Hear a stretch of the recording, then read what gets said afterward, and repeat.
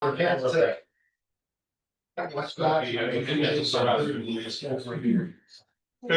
everyone. We're gonna start the meeting now. I want to block.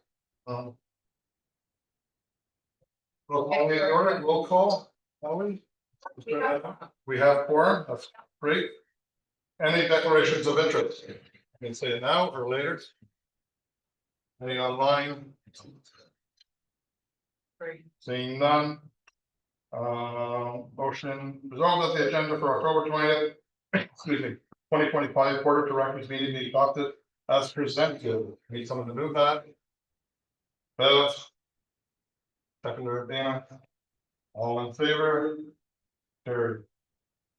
And number one, approval of the minutes of Board of Directors meeting September 8th, 2025. Result that the minutes of the Board of Directors meeting held September 8th, 2025 be received and approved as printed. Have someone do that, Glenn? Seconder Paul. All in favor? Carried. And then you have for information, Finance and Administrative Advisory Committee meeting September 15th, 2025. Any discussion on that? None. Item number 3, staff presentation spot.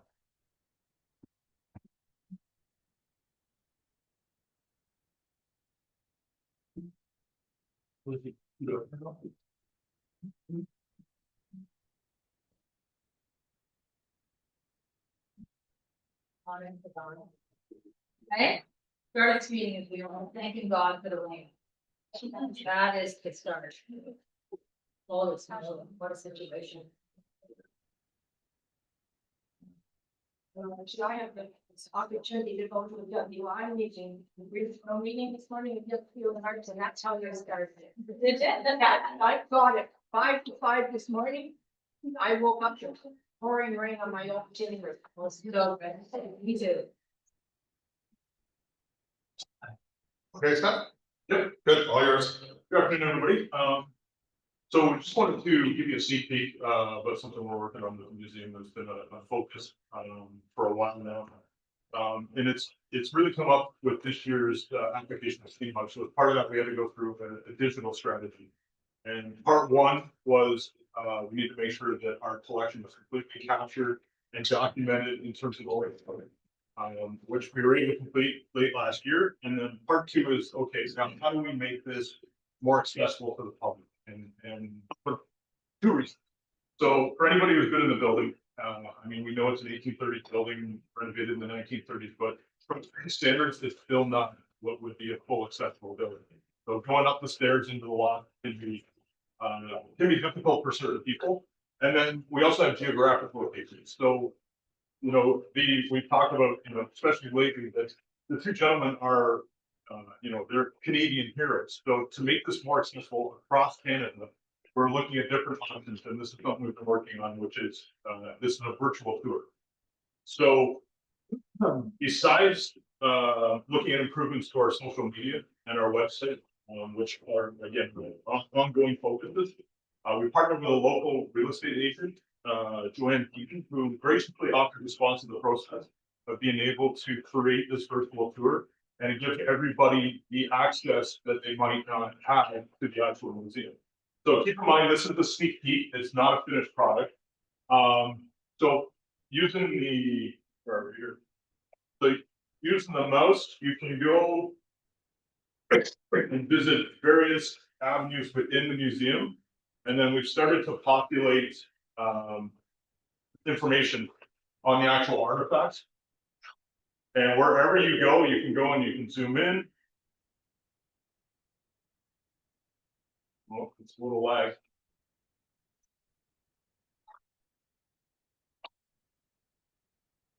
So it gives you access to the building as a whole, all the different artifacts.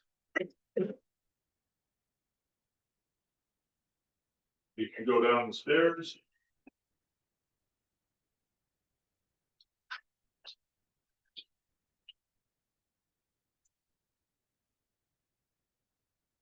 So I won't go through the whole thing.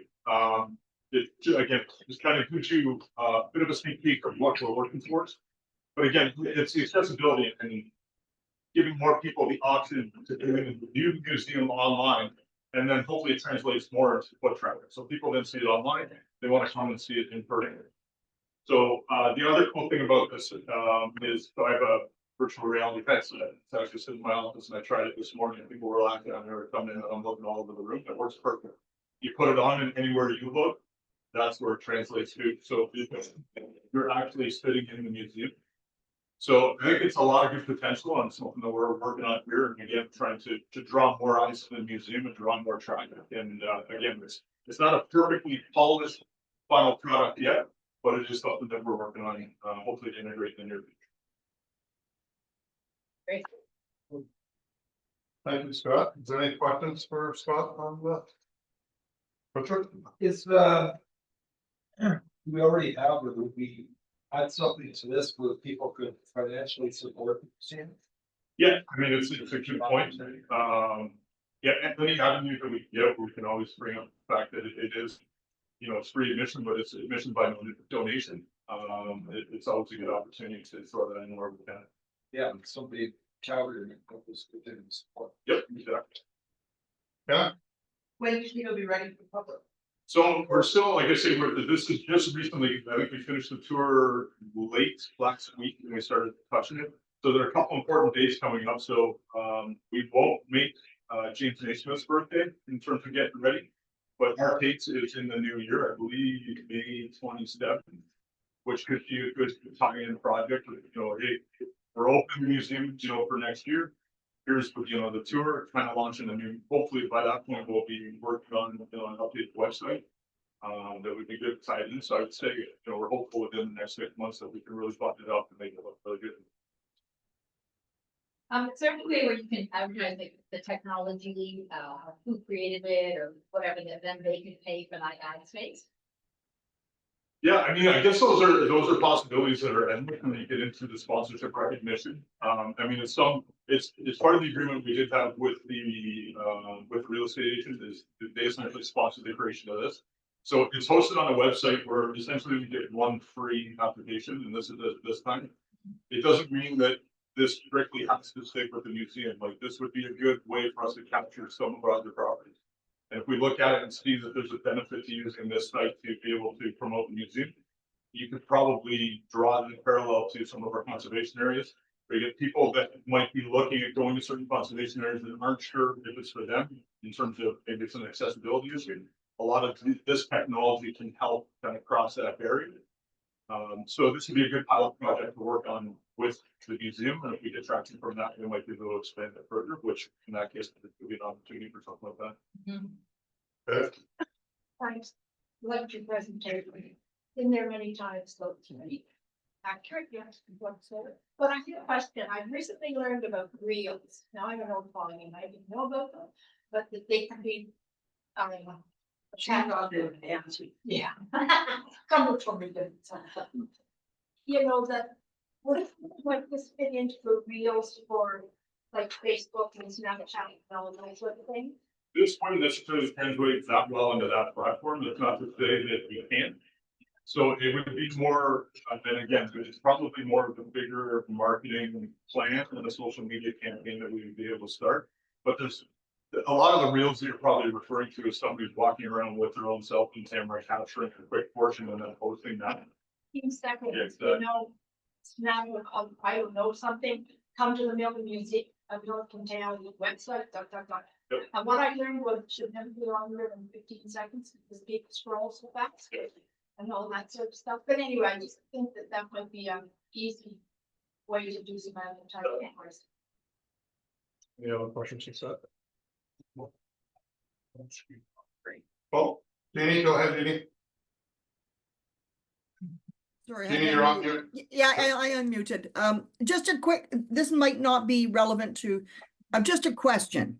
The program that you're using to do this, is there anything proprietary on it? So I'm thinking about many museums that might be interested in this technology. Is this something that you've created or is it a template that you're using? No, it's posted on what a lot of real estate agents use to be able to showcase properties. It's called Matterport. I'm sorry, can you Can you repeat that? I didn't hear the name. Yeah, it's called Matterport. So it's what a lot of real estate agents will use to give, further background on property. So can't make it to an open house. This is the virtual open house essentially. So Okay. it's hosted there. So it's with the payment that we've made on this through the sponsorship. So we get one free application, and then there's, as you go along, there's upgraded charging for each property or each project you want to add. But it is a fairly popular application in the real estate world. Okay, thank you very much. Any other questions? I just have a comment, Scott. I've been fortunate enough to visit a few museums in the last couple of weeks, and they have these virtual things while you're at the museum. They give you an iPad and you walk around. So if there's someone standing in front of that, you see it like there's no one else there, and it gives you information on that stuff. That's kind of stuff. All right, thank you, Scott. Item 4, pass around watershed outlook.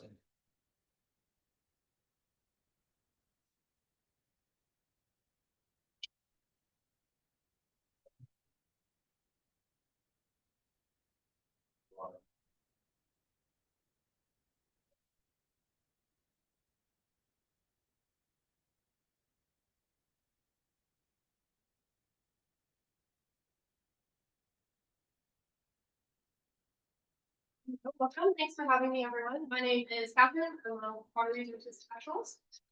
Taking a look at our watershed right now. I'm sure you guys are well aware of the droughts that we have in. So Mississippi River watershed went into a level 3 as of September 24th, and Carp River watershed went into a level 3 as of September 5th. Level 3 is the most severe you can get. That's severe drought. There's no level 4.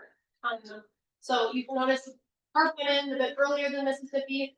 Carp is a much smaller one. Just as a reminder, it's more populated. It is more developed. And we have no water control structures in place in the Carp, so we don't have the ability to kind of control the water there. Versus Mississippi is much larger, forested, and we have various water control structures and reservoirs on it. So that kind of pictures why we see the difference in dates between this September 24th is some of the reasons there. And then we are seeing similar conditions in many other CAs that are nearby. RBCA, SNCA, Cataraqui, Quinty, Pro Valley, Lower Trends are all in level 3 as well, and those are all our 80 grade CAs. So very widespread drought. Looking specifically at the Mississippi River. So it advanced into level 3 based on the 38% precipitation and stream flow at the time. With our recent precipitation, we have seen improvements to that 30 days. However, the seasonal, which is our 3-month precipitation, is still below 60% of the normal. And stream flow hasn't seen much improvement. So this is showing stream flow here. Generally, it's below 30% of average across the main stem and major tributaries. But specifically depicted in this graph, the red is 2025, and the gray is the historical average. 2018 and 2020 are in blue and orange. Those are the previous drought years, just for reference. And then 2024 for non-drought, then for reference would be in green. So you can see here the various lines, but however, this year is by far the worst that we've seen across those years. And that is actually, so that was for the main stem, I should note, at Ferguson Falls, which is below Crotch Lake. So we augment that section of the river for low flow through Crotch Lake. The upper Mississippi River and the main tributaries are generally in mixed condition because they don't have supports that are augmented. Looking at Carp.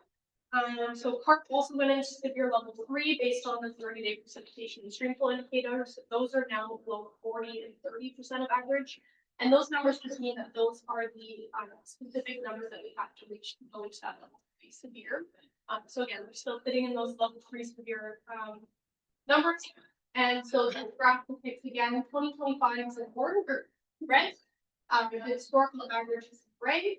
And then what we compare to is the lowest average summer monthly flow that's shown in black, and then our various level 1 to drought is the yellow, orange, and red. And so you can see we've been in level 3 for a while. I was beginning of August here. But you can see recent rainfall actually did pull us very quickly out of level 3, however, very quickly back into level 3. So that's supposed to go, that was a big rainfall that we had, I think it was a week or two ago. And you can see the difference it makes, how because we don't have those control structures to hold the water then and just flushes there. So just expresses our need for sustained rainfall. These conditions. And then I want to mention our fall drawdowns. We're in our fall drawdown season. Water levels across the watershed are starting to approach seasonal averages because our target levels are starting to drop for fall drawdown. So our naturally lowered water levels are now starting to kind of meet those lower targets. And it's currently underway. So this is a typical schedule. We're currently delayed again due to the ongoing drought and naturally lower water levels. But the table shows, so our dams listed on the left here, and each cell shows log operations. So -2 would be -2 logs for our fall drawdown. The orange line in the middle there shows where we are. So kind of close to the end-ish of October now.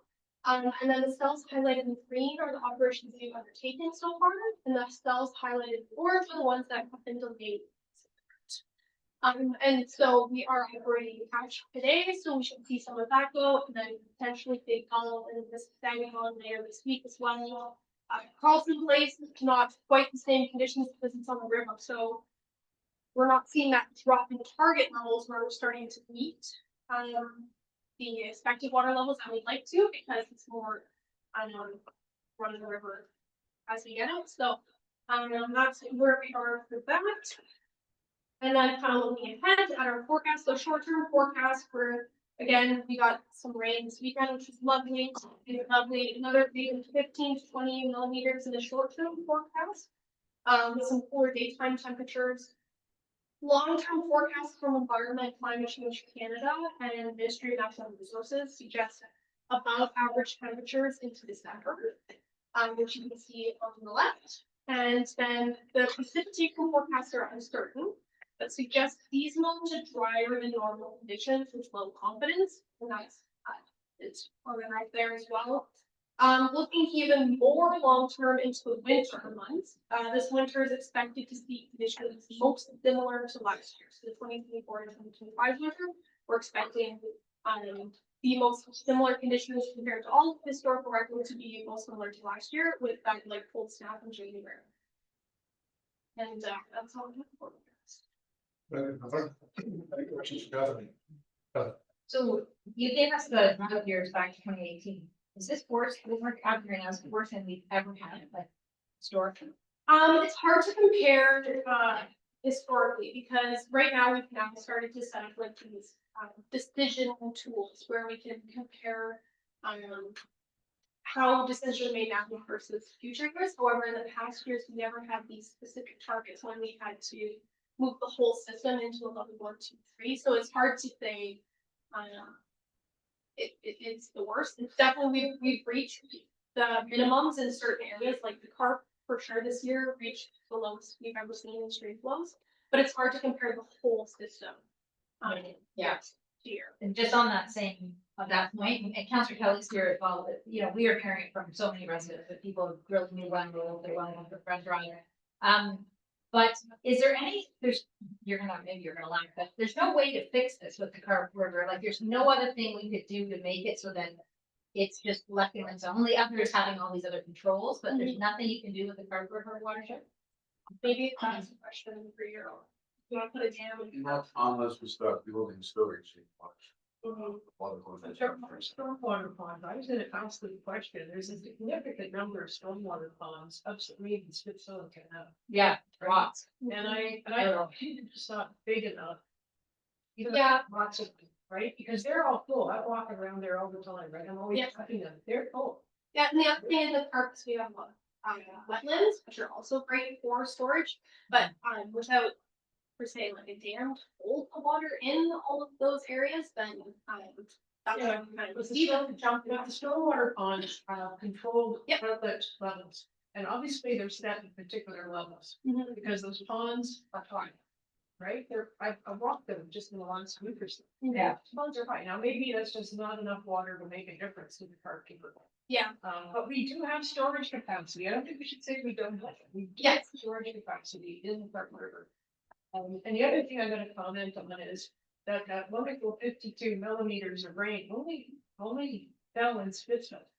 Because I look at, there's a group I belong to, it's an international group that we record our rainfall. And there's only 7 millimeters in Carp. And Spitzville got 52. Yeah. Canada got under 20, like there's a couple in the Canada area, but the 20's better than 7. In West Broughton, Carp area, we got 7 because most of that storm hit Stout. Yeah. So that blip that you saw was because of that very small amount of rain that fell in, or that amount of rain that fell only at Spitzville, making its way down Carp River. That's what it was. So you can't just put what happens at the Ottawa airport, For sure. right? You have to look at the whole watershed. Yeah. That's calling it. Yeah, and we have places set up across it, I know, I would agree with that.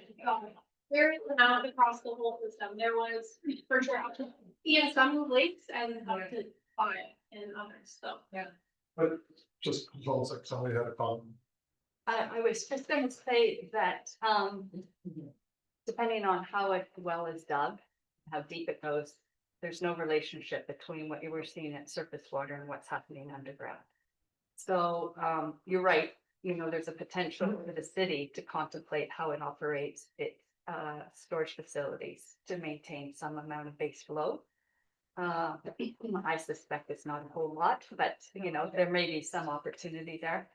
But in terms of how to correct issues of wells going dry, I don't think that limited storage capacity is the answer, especially since not everybody lives near a creek, right? It's like these wells can be anywhere, right? And be going dry.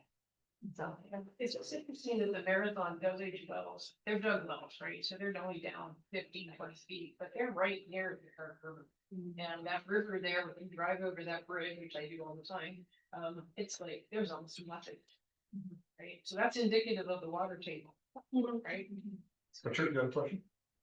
No, I was gonna comment that the groundwater doesn't have to do with the Carp River, and that the point I was gonna make was that some of these wells are not good wells to begin with. That if it's a drilled well that's 150 feet deep, there's no problem. It's a older drug wells and things that are going down. It's fixable when Val, you have a question? Yeah, I just had a comment. So one of the things, Councillor Kelly and I, both have probably have been dealing with our water staff. When people are contacting us and saying, I don't, my water's, my well's gone dry, what is the city's responsibility? My question really is, does the MVCA ever talk to the city when these things happen? Like, to talk about, like, our number one responsibility as councillors, I think, for all of us, is that if anybody ever dies because of water they drink, it actually comes back to the city councillor, right? That's the one thing we can go to jail for. So we ask these questions when people are saying, like, I don't have any water, or my water's so low, if they haven't had it tested and there's E. coli in it, somebody dies. Like, what is the role of the city councillor? What is the role of the city? So I just was wondering, what is the role of the MVCA? So I'll start the answer and then I'll flip it to Catherine and she might flip it to Europe. And you might add something as well, there you go. So, to begin with, I would say that, Catherine is part of an interjurisdictional committee. We, conservation authorities are responsible for establishing underdrift conditions, low water conditions. In terms of emergency response, the actual response to emergency, be it flooding or drought, is the responsibility of the local municipalities. But I'll stop there, and I don't know, Catherine. No, that's the question. So we don't deal directly with dry wells. Any inquiries that we get, we forward them on to the MVCA district office. Because they handle all the permits to take water. However, we do get requests from the city of Ottawa asking, have you had any concerns? Where are they? When did you get them? Because they are affecting it. So we do work closely with them, and again, they are part of our low water response team meetings that we have as we kind of come into these and go out of these drought levels. So I chat with them frequently for that, but then they have been setting up resources, and through these meetings, they present the resources as well. They have a website available right now that directs residents to different rec centers that they can use to gather or get emergency water supplies or any other things they need. I know they were potentially putting together some kits that had certain like water conservation abilities, but again, we do not deal with it directly, but we help as much as we can with information. I would say. Sure. Yeah, I think the quick answer is that if it's wells, it's a private well, it's nothing to do with the city whatsoever. That you're only responsible to deliver the water to them. That's a private well, that's their responsibility, it's got nothing to do with the city. If they don't have water, I guess acting in emergency measures, like that sort of stuff can kick in, but as I said, the short answer is go in the well. If your well was no good, if your well's dry now, it wasn't good to begin with. So under the Safe Drinking Water Act, your statutory responsibility is only for municipal water. Private wells are private wells. I'll confirm that for you. I was environmental officer. You're not responsible for private wells. Now, you may bring all the waters and stuff like that as a sign of good faith. You're not responsible. Councillor Kelly. Clark, go ahead. Thank you very much. So a couple of things that I heard there that I'd like to touch on and provide some points of clarification. So the insinuation that this is only dug wells, where this is happening is simply not true. I've got a number of drilled wells, one that's over 110 feet deep that's gone dry. And I agree fully with the sentiment that the private well is the private property owner's responsibility to maintain and fix if there should be a problem. I guess for me, and then the other side of that is absolutely emergency response is the job of the municipality. So I think you've got kind of two competing issues here where a private property issue is failing and causing there to be a larger issue across at least my ward in the city of Ottawa. So for me, the question is, it's out of the question that I would ever ask city staff to go and deal with someone's private well. But when does not having access to water become an emergency?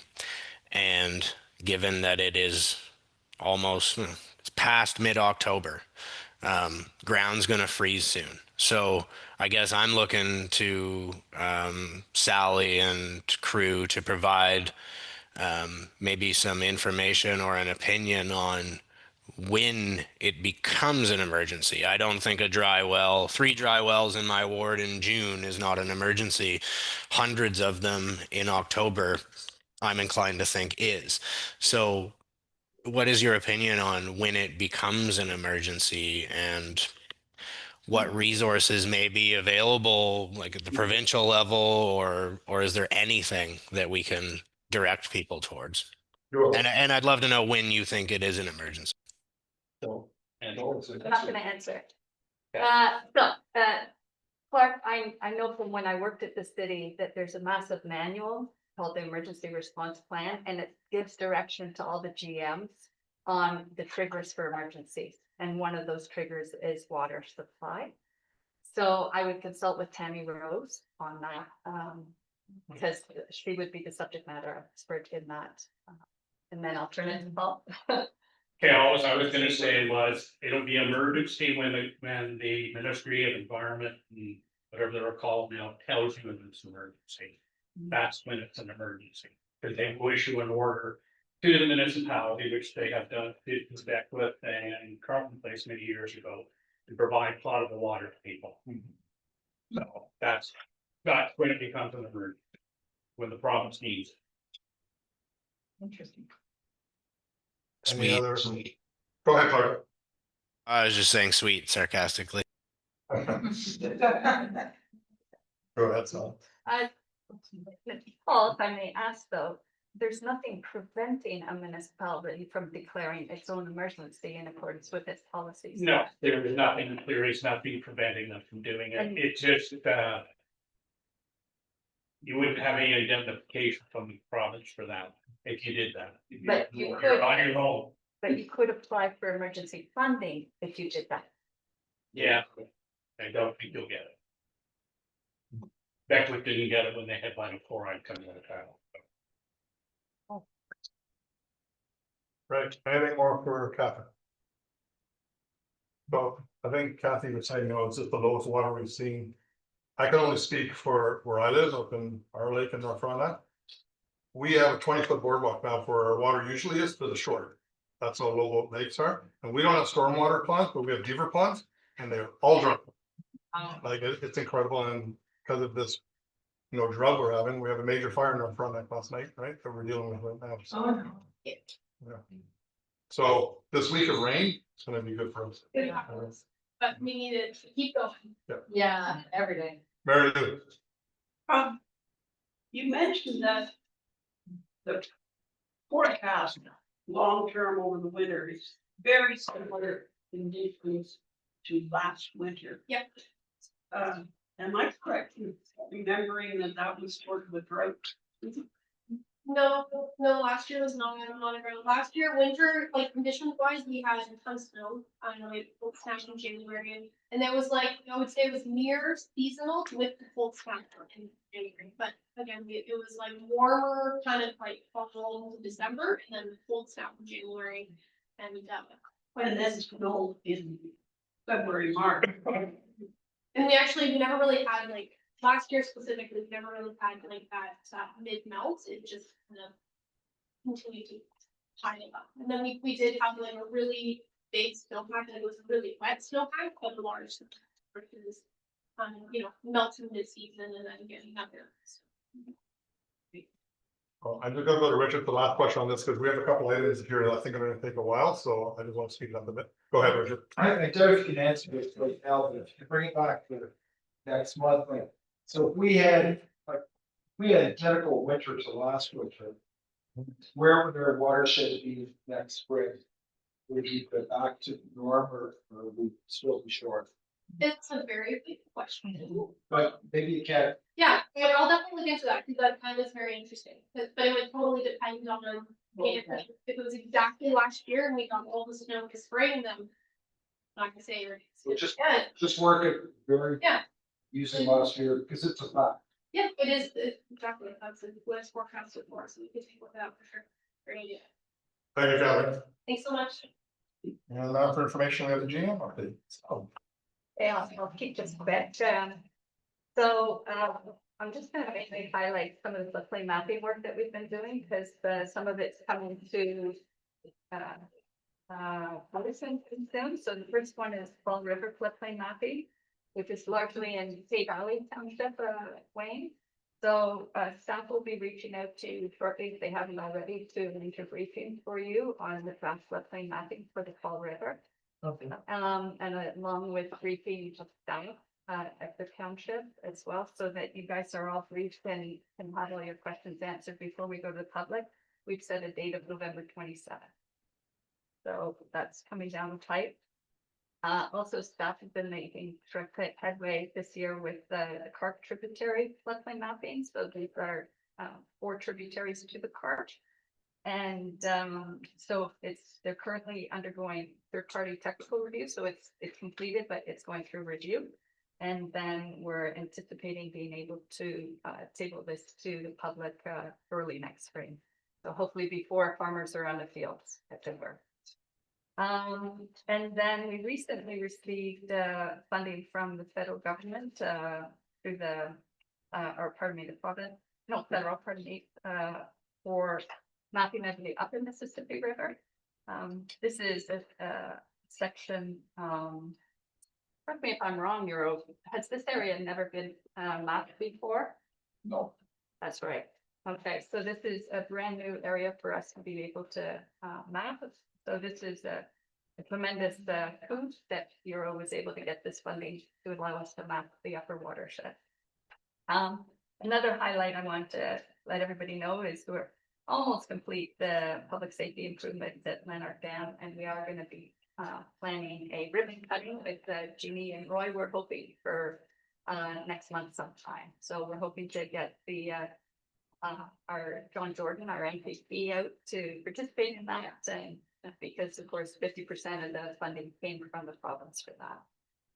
So encourage you to read the rest of it at your leisure, but I'll leave it there. Other than to say, I wanted to flag for you guys that there is a road salt webinar coming up that your staff might be interested in, offered through OWWA. So it's coming up on the 28th. Wanted to flag that for you. Thanks, Helen. Any questions? Hannah? Thing, I'm very interested in that invasive he's working through. That thing has come up a number of times in some briefings that I've been given. And, I'm very worried about them spreading into West Carlton wetlands. And how the city of Ottawa is dealing with fragmites. So I would very much like to be part of that, working with, if possible. Do I have to put an application in? How about I get staff to follow up with you directly on that? All right, thank you. Anything else? None, we'll move on to items next. Sally, you want to do a presentation before we read the motion? Sure. Or do you want? Go ahead.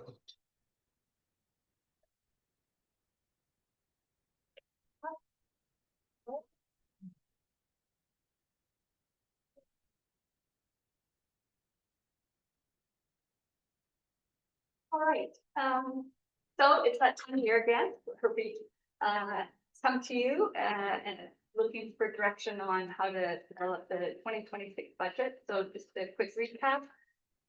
This process usually happens in September, October, and generally speaking, occurs at this time, not only to allow us the runway to actually formulate a budget, but also because historically, we tend to look at the direction that the city of Ottawa takes, and so we have that information. So we brought that to Finance and Admin last month. We then bring it to a draft budget to Finance and Admin Committee in November, and then table it with the full board in December. After which, once it's received approval in principle, so to speak, it goes out for all of your municipalities to comment on. And I'm available to make presentations to staff or councils as it's needed, and then it's brought back to you in February for approval. So that's the process that we followed for several years now. So we're at the front end of it.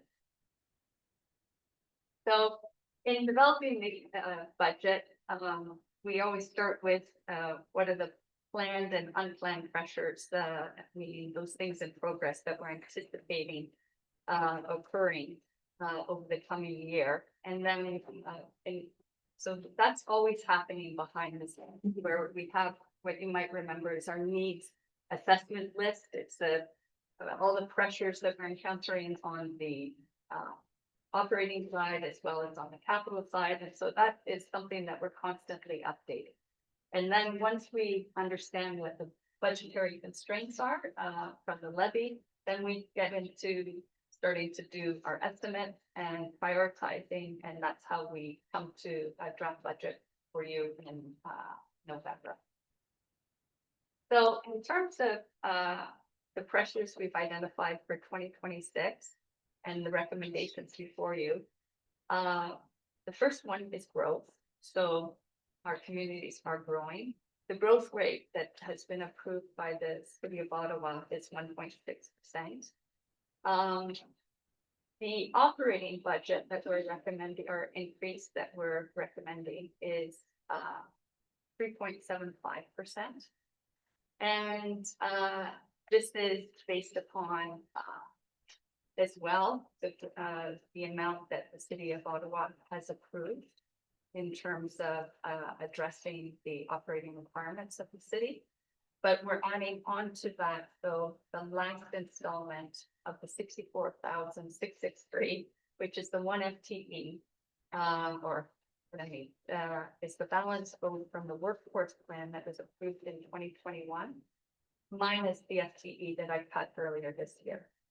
So you may recall, for those of you who are on the board in 21, because of the housing boom and various pressures the organizations was facing, you approved an increase in staff, but you approved it to be drawn from the operating reserve.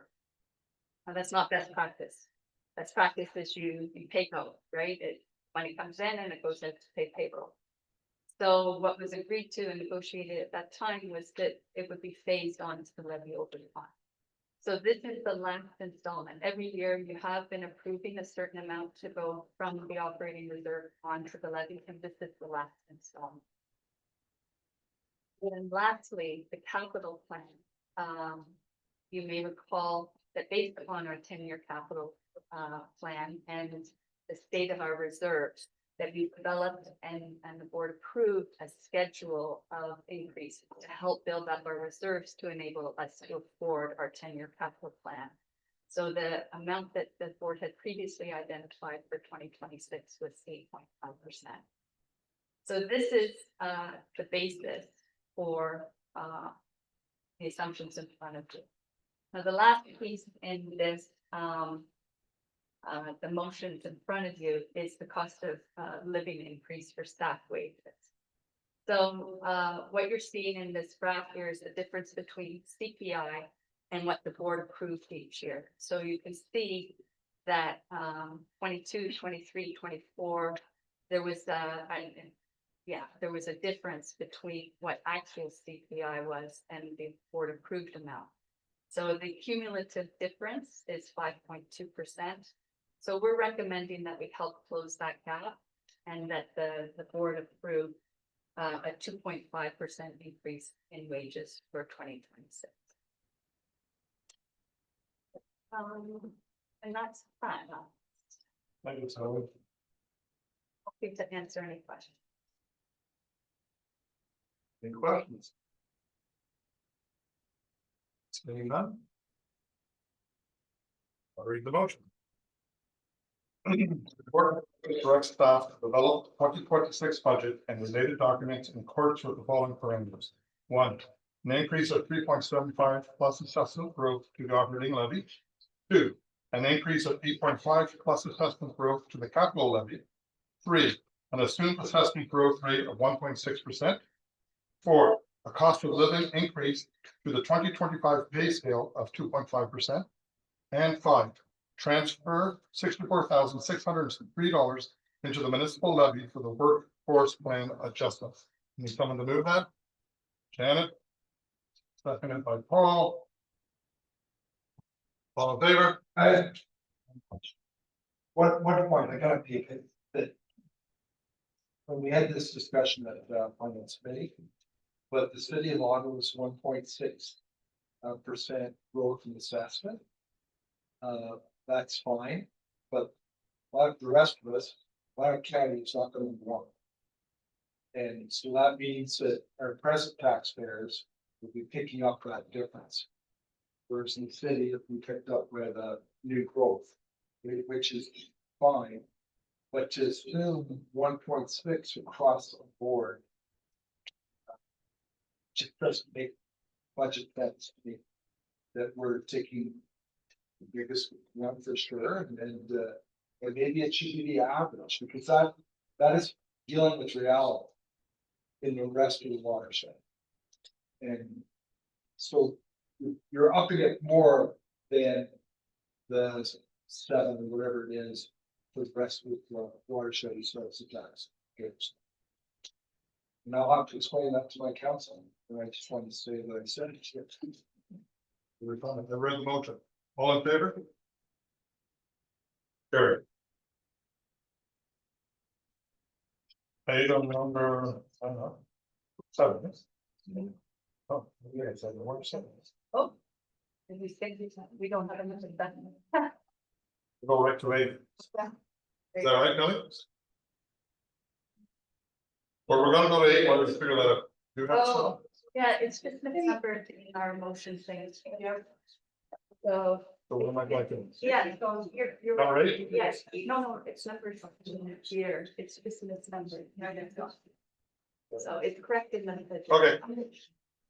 Paid incremental employee recognition, and I'll let Sally do a presentation. We also have Joanne Glazer online for anyone else, anyone who wants to ask any questions. Hey. So, as some of you may know, the way that MVCA increases compensation to employees annually to move them through their pay band is there's a fixed envelope that I'm given every year that I allocate to staff to see them get increased. 2% per year based upon the compensation budget. So unfortunately, what we've discovered with this 2% is that it really takes employees a long time to get through their pay band. It's not accelerating people through their pay band at a competitive or fair rate. It can take upwards of 11 years for somebody to reach the top of band if they're starting at the bottom of the band when they enter the organization. So this is a risk to the organization. It makes us vulnerable to staff turnover, and it's not fair to staff, quite frankly. And the limited envelope that I'm given makes it very difficult to reward one person without penalizing another person. It's just not a system that's working. The other thing is that it totally is in contrast to what the document, our employee manual says. Our employee manual makes promises that in fact the budget can't honor. So we were looking at alternatives to the current approach. And I think one of the things that's important to understand out of the gate is that while some of your municipalities may have fixed steps that, you know, progress people through their pay band, we do not. And so one of the first things we did was to look at the requirements of moving from an open band system to a fixed step approach. So I'm, full disclosure, I'm very comfortable with the open pay band approach, and I am not recommending that you change that. But I am going to go through the pros and cons of each. So an open pay band allows full flexibility to the management team in terms of negotiating wages, moving people through their increments, and it gives us with that current 2%, and I'm asking for 3%, certainty about budgeting. Year over year, I know what my envelope is, and I can have full discretion in how it's allocated. The wages, you know, if we implement what is being proposed here, will allow the management team to compensate people and to the degree that they are improving their skills and knowledge in the position and are delivering more fully on the mandated position. And in contrast, it allows us the flexibility to deal with inconsistent performance. And it is a performance motivator. When somebody doesn't know for certain that they're going to get a fixed increment, there's motivation there to succeed in your job, right? So the advantages, there are several of the same advantages with the fixed step approach. You have flexibility in the rate that you hire in. You can have discretion in how much, you know, whether you give somebody a single step or a double step increment, and you can give them a 0 step increment. It does give employees a far greater certainty in knowing how their wage is going to progress over time. But it's not necessarily tied 100% to performance. It helps to also ensure that wages reflect improved skills and knowledge, but if it's a de facto increment, then not necessarily. So it doesn't have quite the same motivation for performance. So in terms of the cons, with the open pay band, in the absence of targets, and I say that because I'm proposing we set targets, employees have no understanding of how they can expect their wages to improve over time, and that uncertainty to, you know, lead to discomfort, obviously, and maybe a propensity to look elsewhere. By maintaining a fixed budget envelope, I'm suggesting we move from 2% to 3%. It doesn't necessarily get us away from that same constraint that at the end of the day, I have a limited envelope, and if I'm giving to somebody, I'm not giving the same amount necessarily to somebody else. That's an inherent constraint within a fixed envelope approach.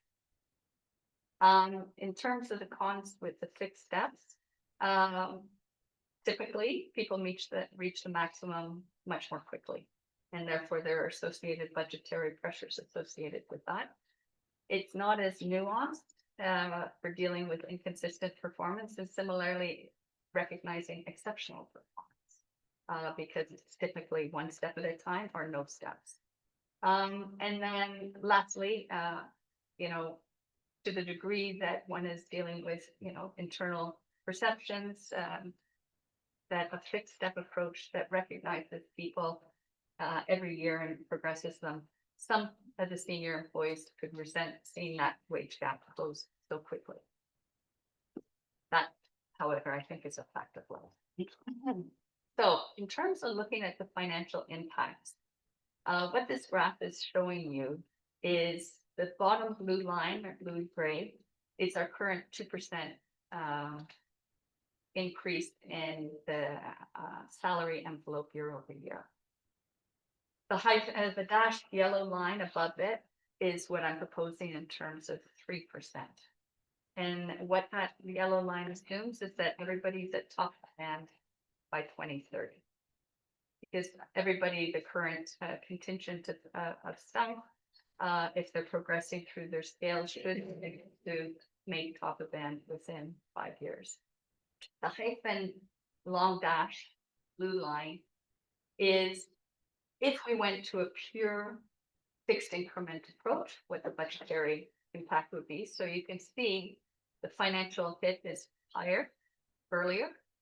And then the orangey line that rides across the top is that incremental amount that if you went with this fixed step approach, I would be recommending to you that you also set aside a certain amount of funds for annual bonuses. And that would be for people who reach top of band to recognize exceptional performance. So these are the current pay bands. 1 through 8, and the people, you know, the positions associated with them. And then that last column is the target number of years to reach top of scale. And this would be performance based. So, you know, ideally everybody's achieving it within the low target, but you know, it might take an extra year. And this could also be a function of the budget you give me in any given year if we're having a particularly rough year.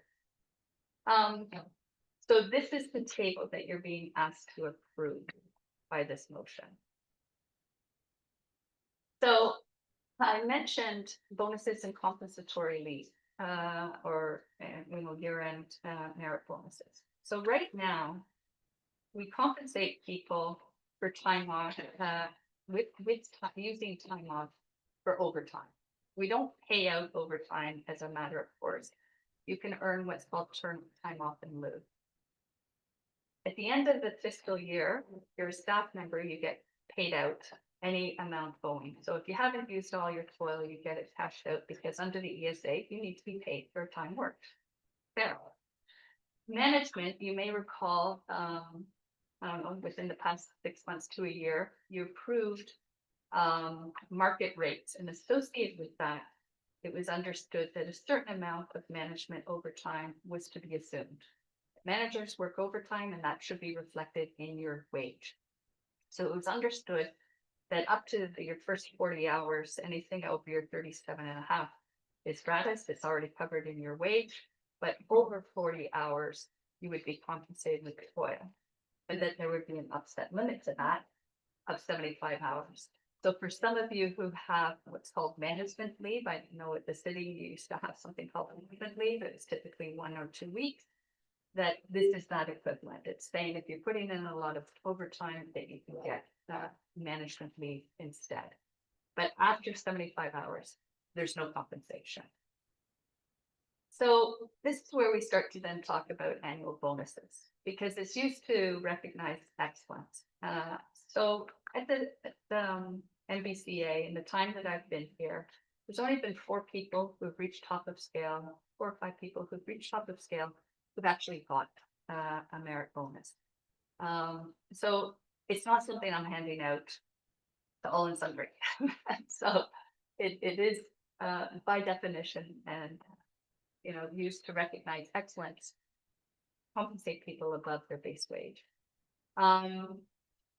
It does not impact their base salary. So you have to earn it any given year. It does not increase your base wage.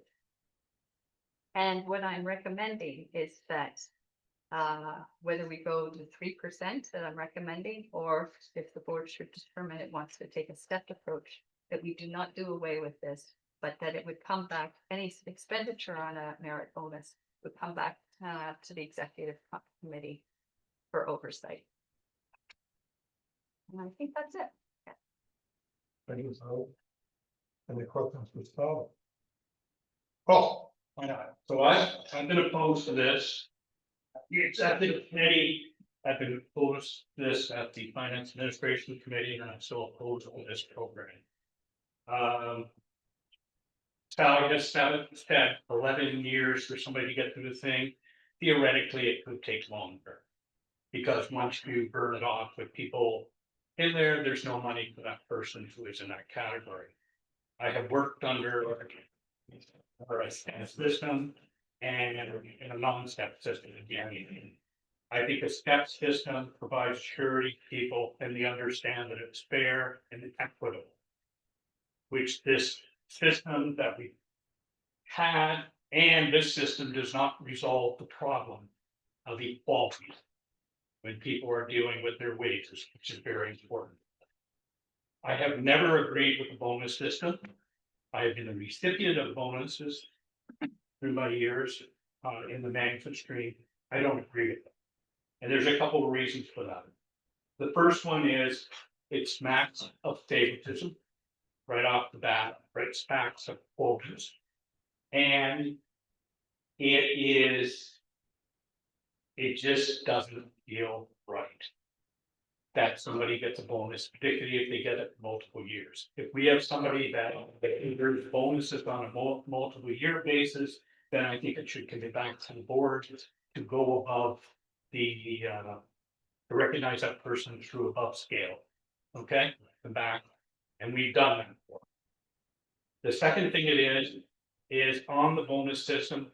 It sets up potentially unhealthy competition at the lower level where somebody actually can be torpedoing somebody else because they think there might be a bonus involved on a big project or something. So they diminish what work somebody else is doing and it becomes a tattletale sort of thing.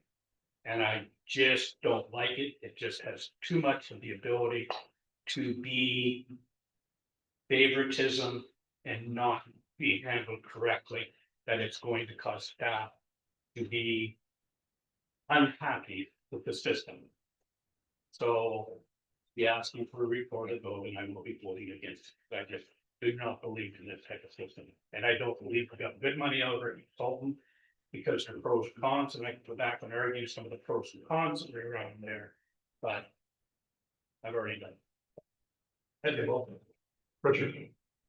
Yeah, I'm gonna vote against this too. Sally started off by saying the system is broke, but we're just adding more money to the system. And make it more broke as far as I'm concerned. By putting bonuses in there, they can be done. I think the pay grid is the way to go. I just can't. I fought this for years with this pay system. It was first on this board when we worked in this building, and I thought it was great pay to have a consultant. I think the pay grid is the way to go. Then everybody's treated equally, and as Sally said, you can give them no step up in the pay grid, or you give them 2 steps up in the pay grid if they have done an excellent job, or just 1 step up. But everybody knows what they're getting and what the next step is. If they achieve it, they don't have to beat up anybody to get it. They can just do their job and perform. So anyways, I voted against it, spoke a lot more at the committee level, but I'm just gonna say I'm voting against it and pick the pay grades. Thank you, Richard. Any other comments or questions? Wayne. I'm new to this, but this is not unionized, correct? Correct. And it sounds like Paul and Richard, your thoughts are more being unionized, because in a unionized environment, there aren't, right? And there is the step grade under. So I'm just thinking that, yeah, my background is more unionized where everybody, there is no votes. I'm gonna go to Jeff first, because he had his hand up. No, I'm looking at where I was going to go, but like I work in a unionized environment, I work at unionizing environments. And the step system is ultimately the fair system, it's the more predictable system from a budget point of view. And as a longer term goal of getting there, I would be comfortable with that. If we were to move towards that system, but I looked at your graph and I looked at the difference in pricing. And just as we're about to get some relief from our capital contributions, we'd be increasing our operating levy charges significantly over the next several years, which is fair. But you know, when I was sitting at this table, I'm not a worker representative, I'm an investor representative. And that's why that chart spoke to me. If there was a plan to phase in that step process, I would be very interested in that, but in the short term, I think leaving the bonus system. No, it's not fair. But it also allows Sally the flexibility she needs in situations where you need to find money. To reward performance or as a retention opportunity for you. It's just the hiring environment that we're in here. If all conservation authorities were level, if we were working in an environment where every municipality in the region was unionized, and this place was unionized, you know, HR, sometimes it's a lot easier just dealing with QP than it is dealing with the elected board on human resources matters. But I'm voting in favor of this, but just moving to the fixed step system, I think should be a longer term goal of the organization, just to make it fair, because eventually if you don't have a fair system in place, your employees will get together and, or you make me impose a fair system. Thank you, Jeff. Rich, you have a comment? Well, I just wanted to say that, most municipalities have a pay grade and we're not unionized. It's not a union environment. I guess I also want to point out that I think it's easier to deal with personnel that keep you involved than that. But no, it's not a unionized thing to have that. It's what unions get, but it's also a way of making sure that we don't become a unionized environment by treating everybody fairly. Very small. Paul, your hand is up. My only comment is that if you look at the municipalities that are unionized, because of the fact that they had systems like this that they're looking at install. And the rest of us caught on at municipality level and said, we don't ever want a union in there. So in our own municipality, we look at their pay and pay value and say, yeah, we'll match that to a union without question. Let them go through all the fighting, because it's just don't do a union.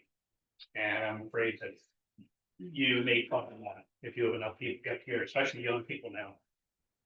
They have worked with the older people where they went, oh, I don't want, but the young people be like, bring in the union, I'll get guaranteed what I'm gonna get on my wages, and I wasn't treated unfairly. And that's all it's all about fairness, and I don't like these systems that are arbitrary. Yeah, I said some of this at the committee, but coming from the Canadian or tech park, you know, where there's not a lot of unionized environments, the challenge that trying to find talent is real. And it is about compensation. And I mean, I think as board members, we do have to look at, you know, our executive director is telling us that, you know, this is a challenge for her because of solution potentially. It's not saying this has to be forever and ever. We know the reporting to us about how things are going is part of our role, part of our role and part of our role to listen to. So I'm supportive of this right now, and I think that I know what the young people will do as they tell me. They just look for the highest salary because they can't afford to buy houses and they're looking for whatever it is. And if they can't get a higher salary, they move on to another job, right? And losing that talent, that constant retooling and delay of 18 months until somebody's actually up to speed, that's another cost, right? So they have to sort of take all into consideration, but I just know in the tech park right now, 700 companies and, you know, so many of them are desperately trying to get them to stay and or to come and work there. So I will be supporting this because I think Sally was telling us what she needs. Any other comment? Yeah, it's just. Getting. Kind of getting lost in the numbers, but to me, the biggest thing in this report is how. If we don't approve this. This affects our ability to attract and retain the best quality people, ultimately, that's why you propose this to the board, is that correct?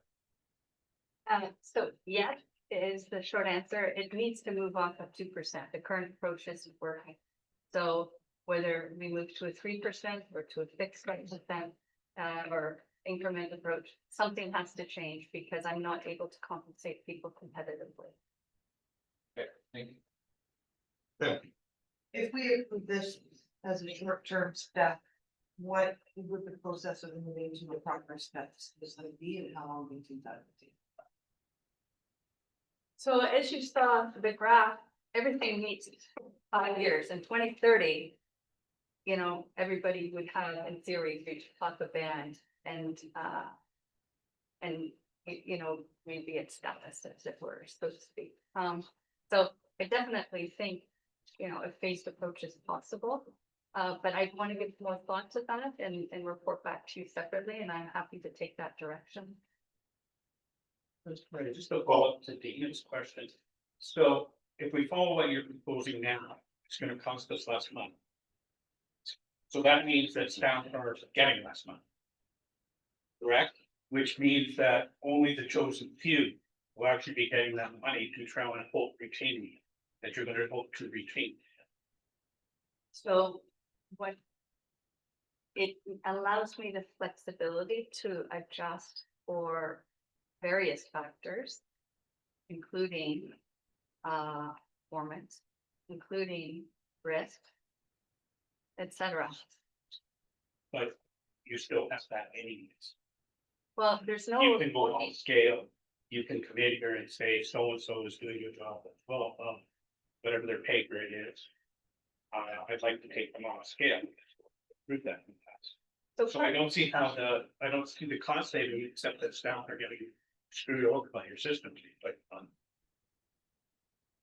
So if you looked at the attachment 1 and you look at the annual increment amount, it's significant. For me to give somebody a $3,000 increment is a big deal. So it doesn't allow, I can give somebody, so the bottom line is, yes, you're right, pool of money is less. You're absolutely right in that. But at the end of the day, everybody reaches top of band in the same amount of time. It's how they get there. And how they get there is a function of performance. Full stop. Which is the same in a staff. You get your merit, you don't get your merit. Except that it's the merit increments are huge. They don't have to be. You can put in 7, 8 steps. Yeah, but then we're no longer in line with best practice across the industry, which is somebody should be able to work themselves from the bottom to the top of the scale in accordance with the position they're taking from anywhere from 4 years to 7 years. If now I make it 11 years, I'm back where I started.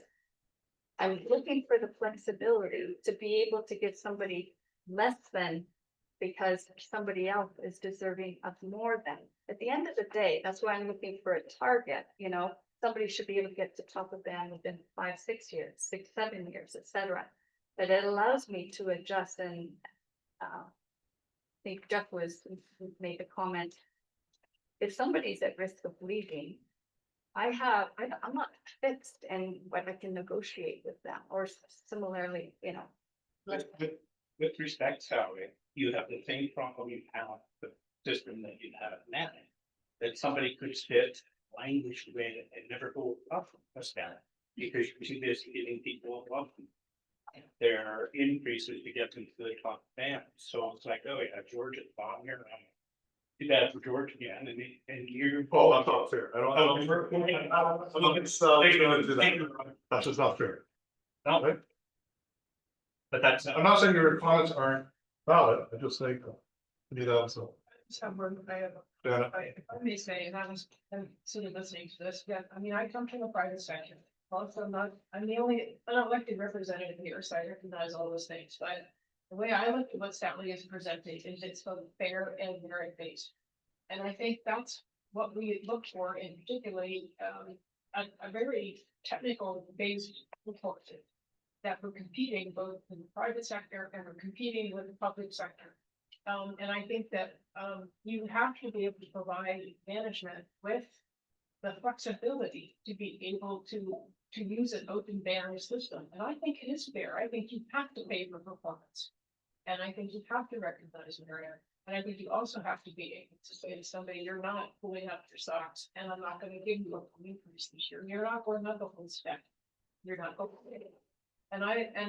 So I think this allows the flexibility to keep this organization competitive in terms of attracting staff and to reduce turnover that we could see if we aren't able to pay people properly.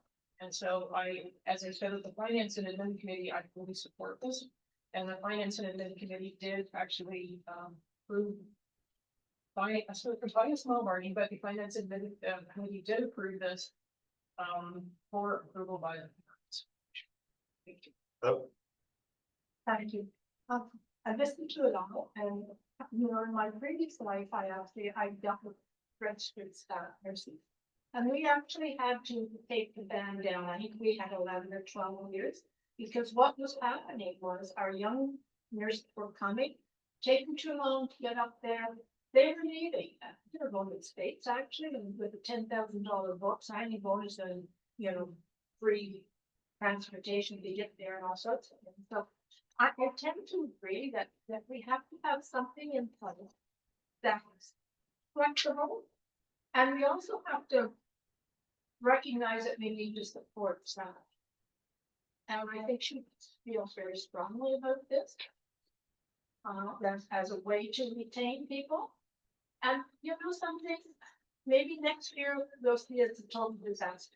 But my other thought is, if someone's never getting up on the, is always being overlooked, we've got performance issues and there's a way to deal with performance issues and it's not keeping them on at level one. That they're no value to this organization. So I think if you put all that together, I am going to support this, but I would like to see some kind of recognition or that it really is working. Okay, thank you. Richard has his hand up, but I just want, okay, so we're gonna go to Jeannie first, let them go and then. Judy?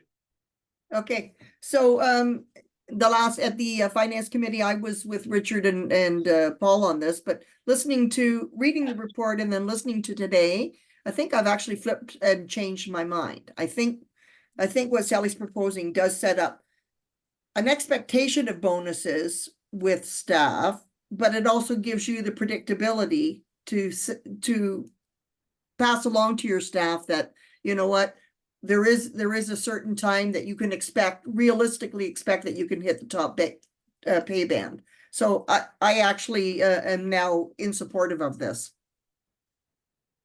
Thank you, Jeannie. Richard? Just to be clear, if I'm wrong, but we're not changing what we're doing now.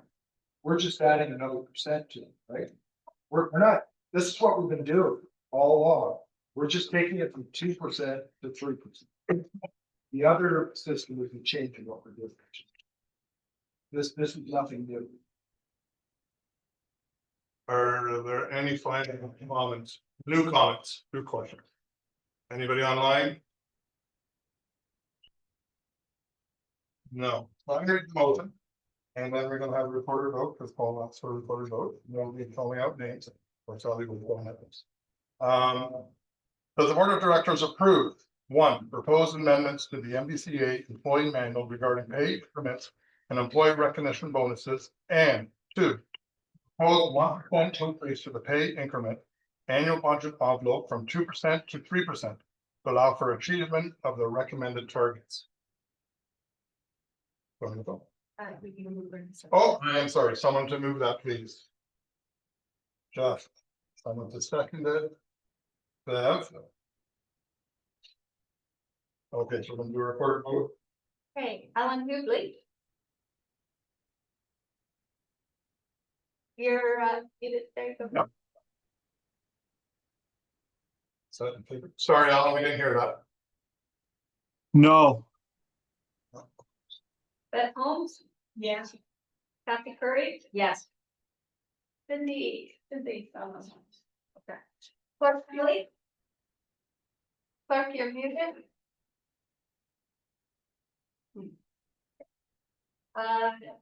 Tina, Sorry, I didn't hear that. No. Glenn Gower, Yes. Jen Mason, Yes. Jeannie Crossom, Yes. Jeff Atkinson, Yes. Mary Suter, Yes. Paul Keto, No. Richard Kidd, No. Roy Feudal, Am I voting?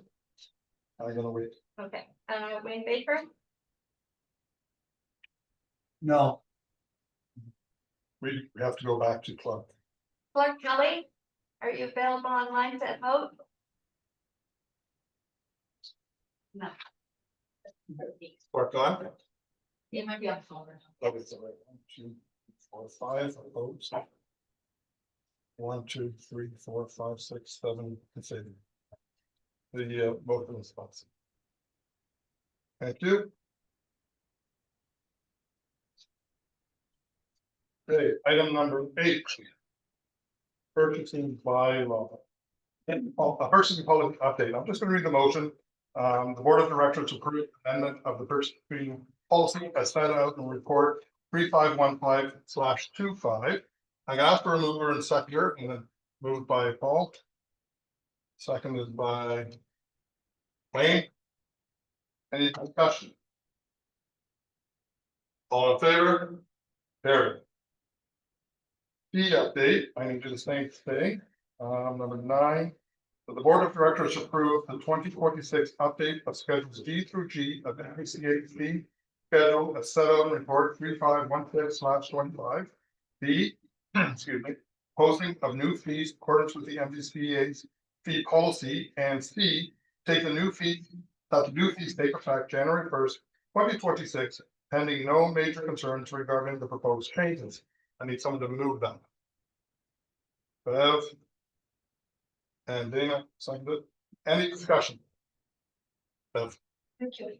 I'm just a little confused when I look at the information and professional services report, there is a big space there that's totally blank, but I'm wondering what that's referring to. what page are you on now? It would be page 63 and 119. And what line did you say? Under reports, there's a blank there. Is it just a fall down of reports? Is that line, should that line be there? Yeah, no, those are actual, staff hourly rates. So I don't know what happened to that label there, good catch.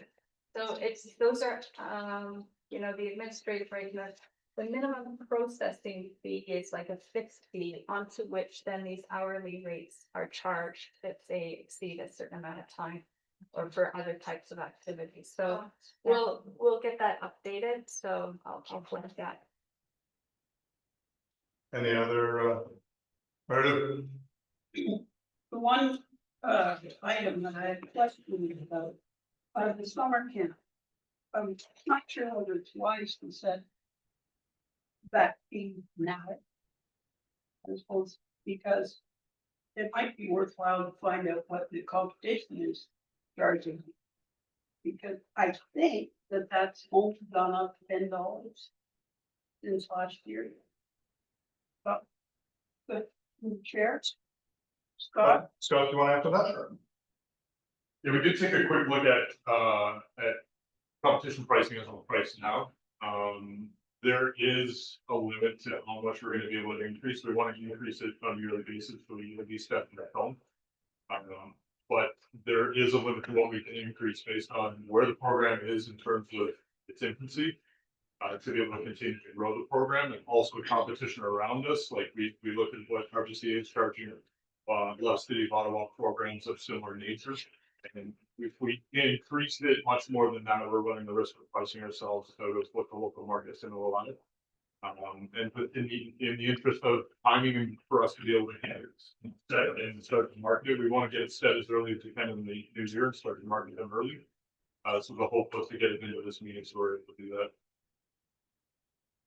Okay, it's a reasonable price. I was at an event the other day and one of your junior staff gave out pamphlets.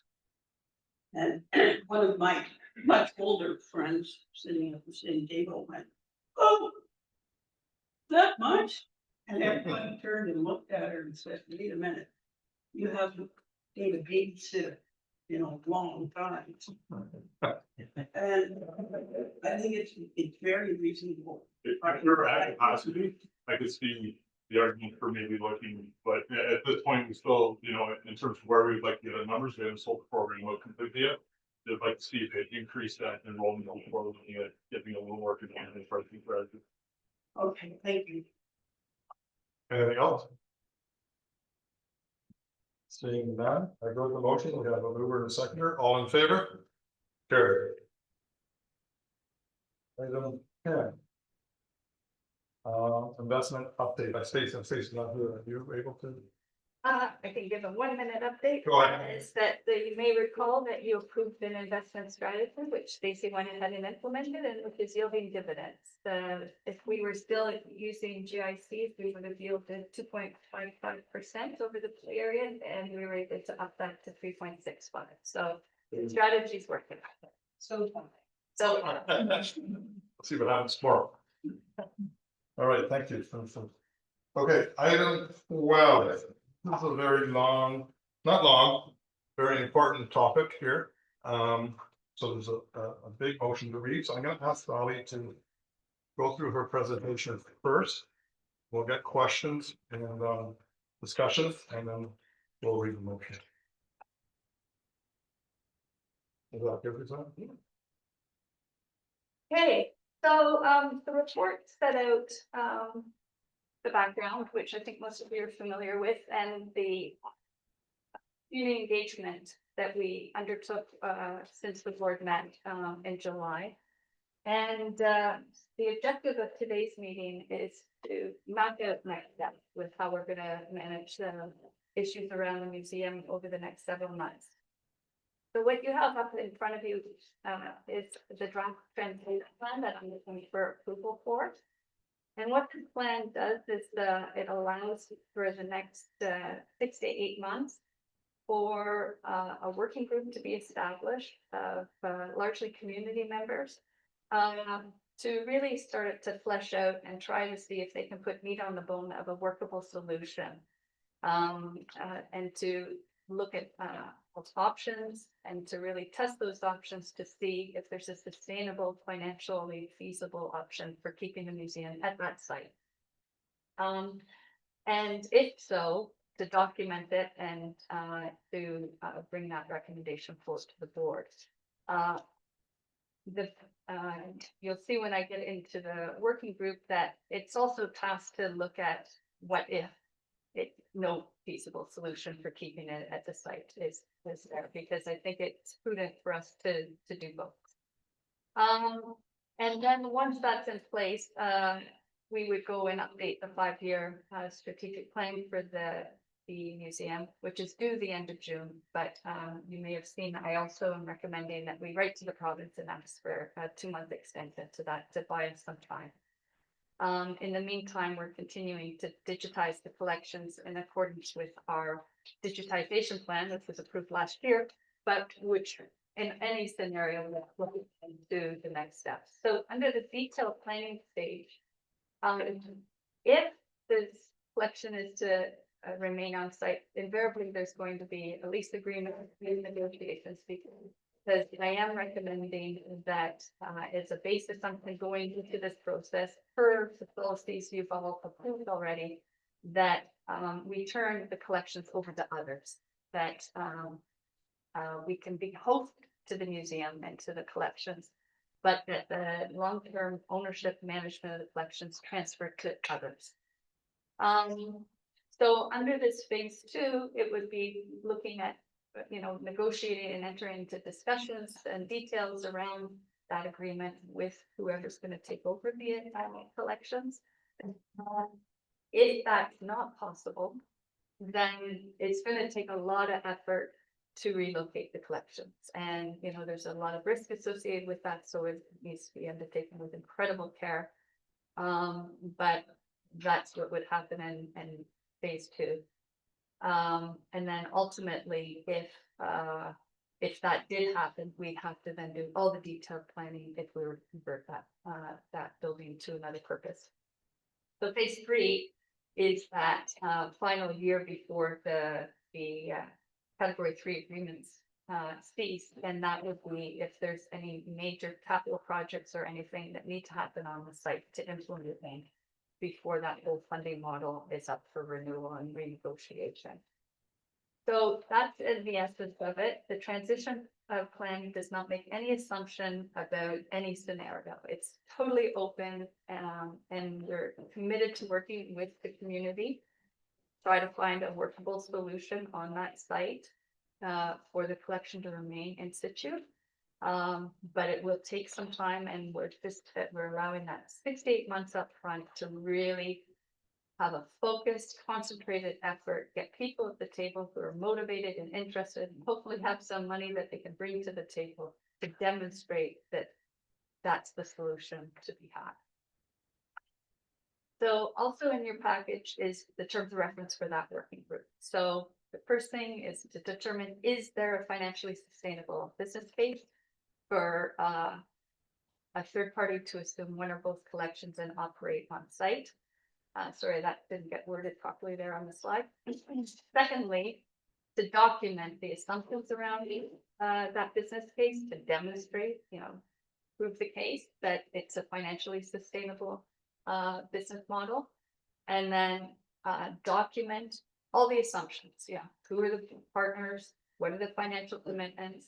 What are the resource asks with MVCA? Because we're going to continue to own and operate that property. We make use of it for various. So what does that look like? And what were the assumptions of MVCA contributing in any shape or form to that scenario? And then lastly, to table the findings by the end of May.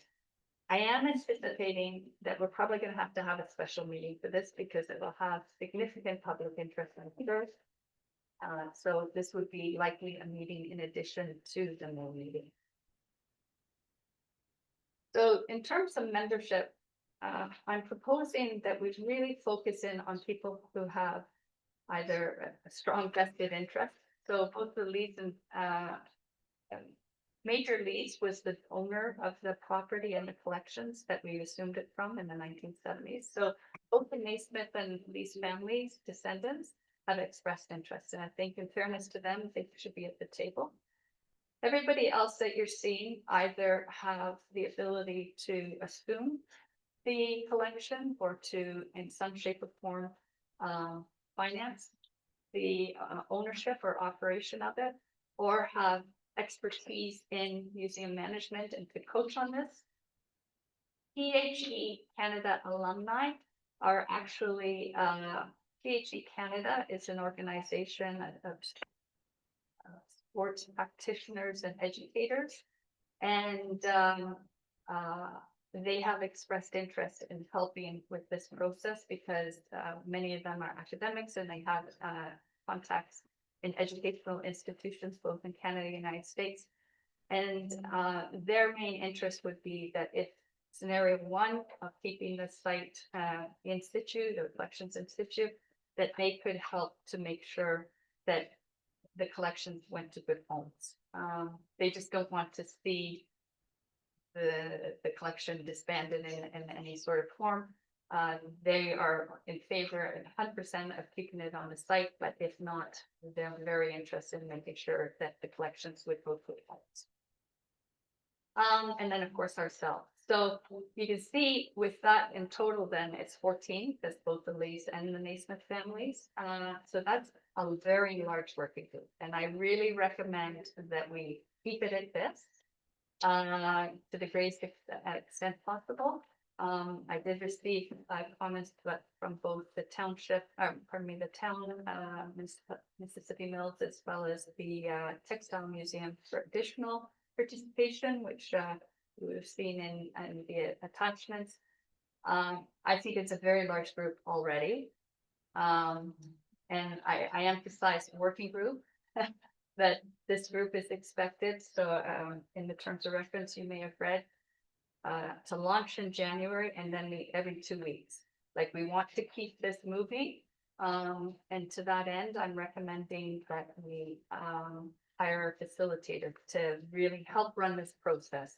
That this person can call the meeting, have the agenda, keep the group focused, support them in their analysis of options, document, help documentation, keep everybody in the room accountable, and demonstrate transparency in the process.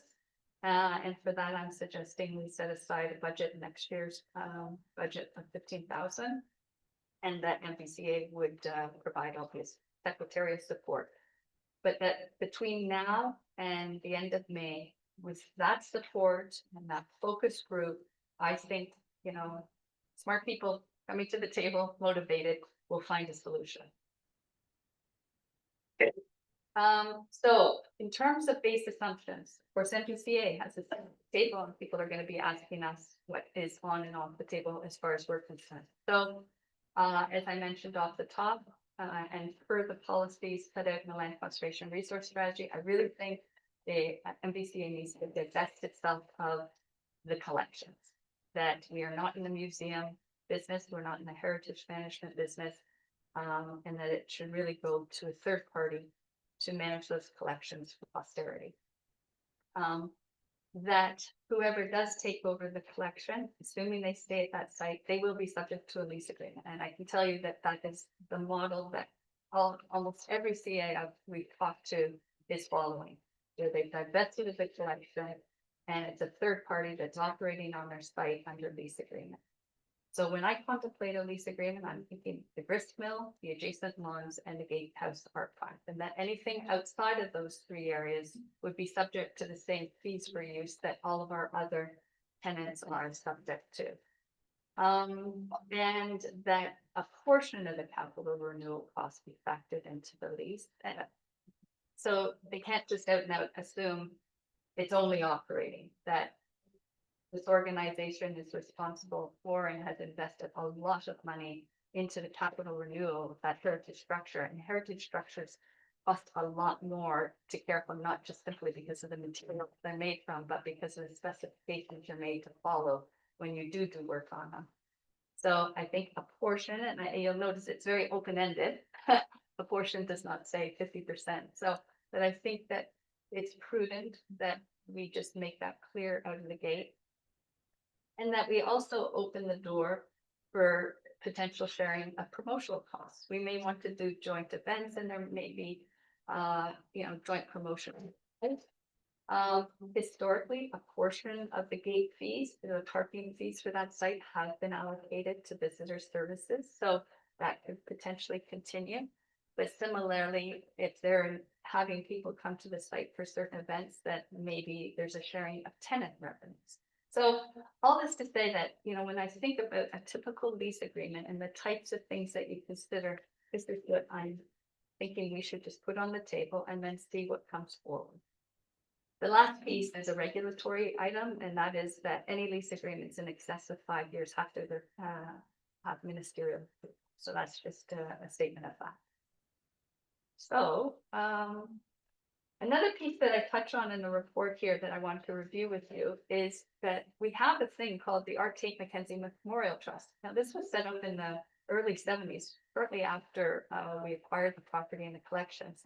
And at some point in time, and I can't tell you definitively when, it stopped being used, but its purpose was to raise funds for the operation of the new conservation area. And de facto, whoever the executive committee of this board has been the board of that trust ever since. So despite the fact, though, that it hasn't operated in recent years, we have faithfully every year reported to CRA under it. And so it actually retains its charitable status and is a legitimate charity with the federal government. And this is important because we know that the community is trying to do fundraising. And what I'm proposing to you is that you approve in principle the concept of us transferring that trust to a nonprofit organization in the community yet to be determined, so that they can, within the community, do active fundraising for the museum. because we're not using it. It's hard to get charitable signs in Canada, and there's good reasons for that. We found all the documentation we believe is necessary to make the transfer. It's a question of getting, identifying who that group in the community is, who could be the caretakers of the trust to turn it over. So I'm asking simply for approval in principle, and that before any transfer of the trust would occur, that I come back and report to you. But I think this would help give a leg up to the community to accelerate its fundraising activity. Okay, so if you approve this report today, first thing I do is write to the minister and ask for the extension. I immediately go out and solicit from the working group, you know, of the organizations identified, secure the consultant, and we book this meeting schedule into next year so people can get in the calendars. And the second last item, hold a virtual meeting in November. So we've been receiving lots of information requests in the past several weeks, as you can imagine, and we've been trying to address all of them, but we know that people keep coming up with more questions. So the objective of this meeting in November is just, you know, ask us as many questions as you want. If we can answer them on the spot to accelerate this whole process, we'll do so. Otherwise, we'll go away and try to find all the answers so that when we kick off the working group in January, we can share all the information we have available to us to help people in formulating the options and evaluating them. That's it. Thank you, Sally. Is there any questions or comments from Sally? Ellie? Can you just tell the consultant that somebody needs to write the MVCA, Toronto routers, the Ottawa Valley Drain, Melton, say like, hello.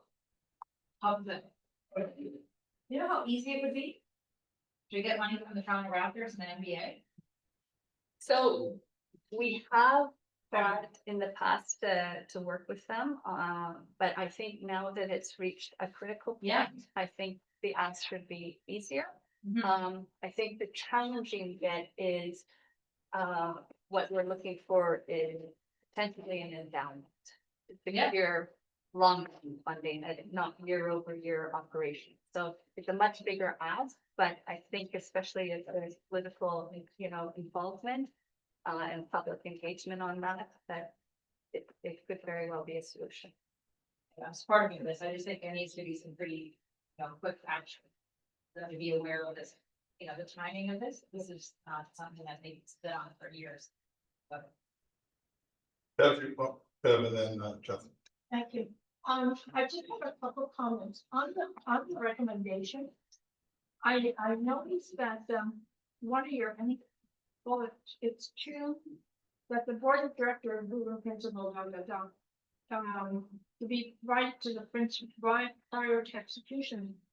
Who's going to provide those details? Like, I find that really, I think it's number 2 of the recommendations. I find that really vague of that, you know, right to, you know, I don't know, is it by the working group? I think.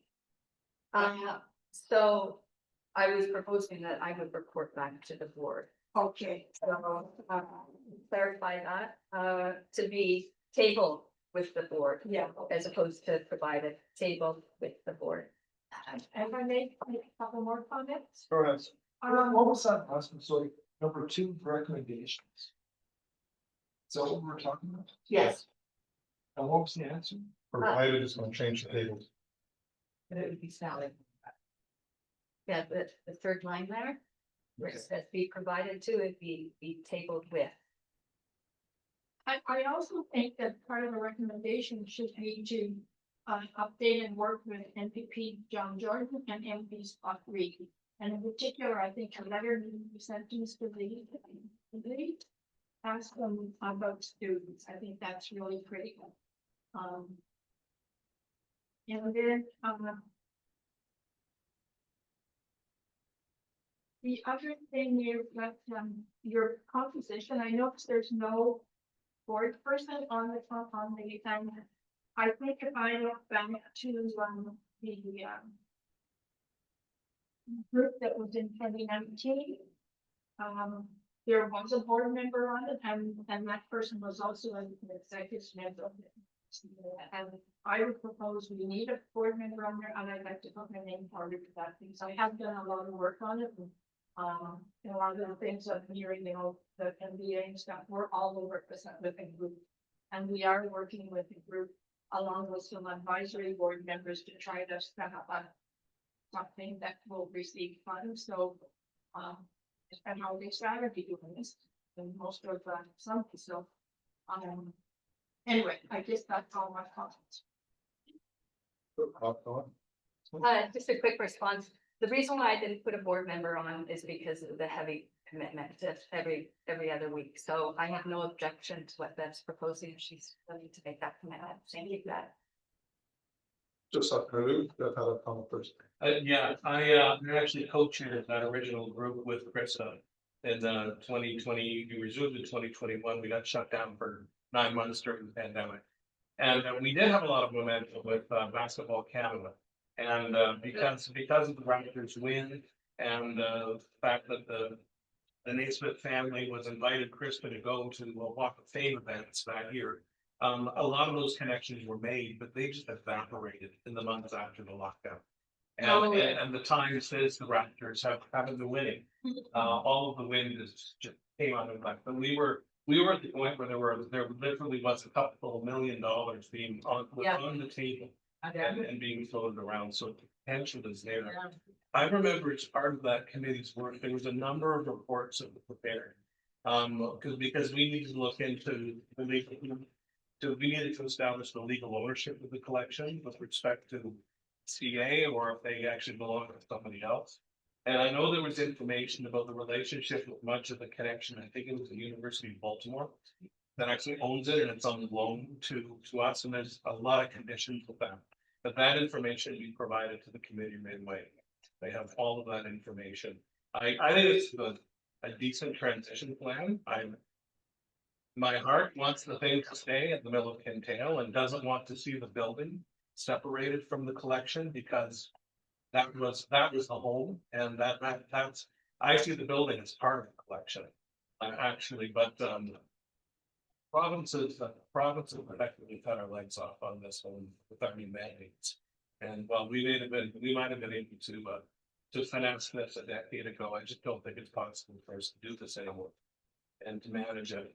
But if the retention of the building itself as part of the collection and seeing a financial assumption of the building itself in terms of a total lease on an assumption of capital cost, I think that needs to be an option at the table too. If someone's putting money forward, they should be willing to take the building as well as the collection. Thanks, Mitch. Here's something else that the Raptors win this year, we got more money coming. I didn't say that. It's a whole count. I'm gonna go to Mary Lou and then Beth. Mary Lou had her hand up. I just have one question. It's an impressively long list of people for this working group. However, the core of this working group is going to be local. And I don't know how or whether some groups identified, such as the NCC and Ontario Heritage, are going to be recruited or have any interest or have been there to do any of the work. I do know that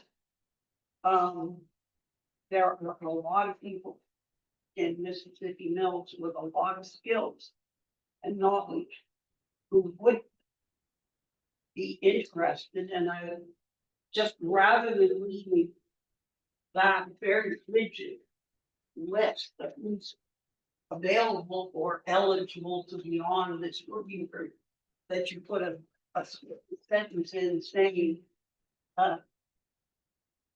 that there be X number of delegates from the public, or should some of these organizations choose not to be part of it, that we fill that from interested members of the public. And one of the things that could be done between November and January is to really do a kind of selection program or process. You know, qualified people. Okay, Go ahead, Sally. Yeah, I think that's a good idea. So what I was starting to draft here is if one or more of these organizations not participate then. And I would just ask that the board give me full flexibility to finish sort of what that looks like, because whenever you're recruiting in, you get into issues of fairness and timing and notification and that sort of thing. So I need to quickly figure out the ending to that sentence, but I would just, because time is of the essence, that a certain amount of discretion might be needed. I don't know that we'll have the ability to go through a full-blown recruitment process. So it's something that I might work with Bev on, you know, being, you know, maybe I write that right into it, that the GM working with the board representative of Mississippi Mills identify from the community. That sound, yes, another way around it is to say you'd have a working group of X with a maximum of X number of people. Who could represent some of the following groups. And that gives you permission to approach them, but it doesn't bind anything. And it leaves the ability to recruit. I don't think you have to worry about a selection process. You would have to get some resumes or curriculum detail from members of the public. Okay? Thank you, Mary Lou. Jeannie, I'm gonna go to Bev first because she had her hand up, and then I'm gonna come to Bev and then to Richard. That's, So, just a couple of things. I was actually going to say something similar to what Mary Lou was going to say. And I think this working group should have the ability to invite guests. You know, you may not need them for the whole thing, but, that will take care of, and it would, you know, some. Things that, maybe that working group wouldn't have knowledge of.